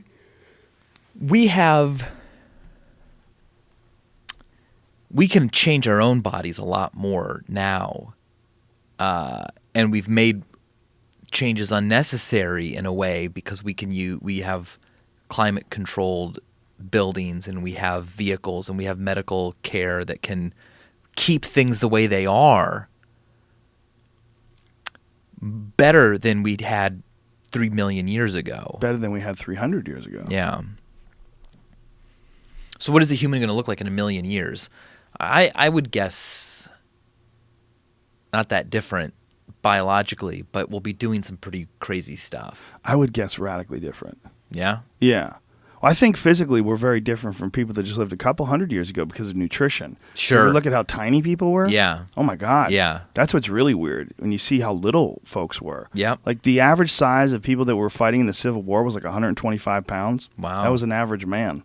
Wow. They were tiny little dudes. Like people are like 80 pounds bigger on average now, right. which is really pretty substantial. Yeah. But I think that the real change is going to come with our integration of technology in our lives. Uh-huh. And the symbiotic relationship that we have with this technology, which now you leave your phone behind, you feel naked. Eventually it's going to be something much more integrated. Yeah. And I think that's where things are going to get really squirrely. Where I think where people are going to start to become connected inexorably with this technology.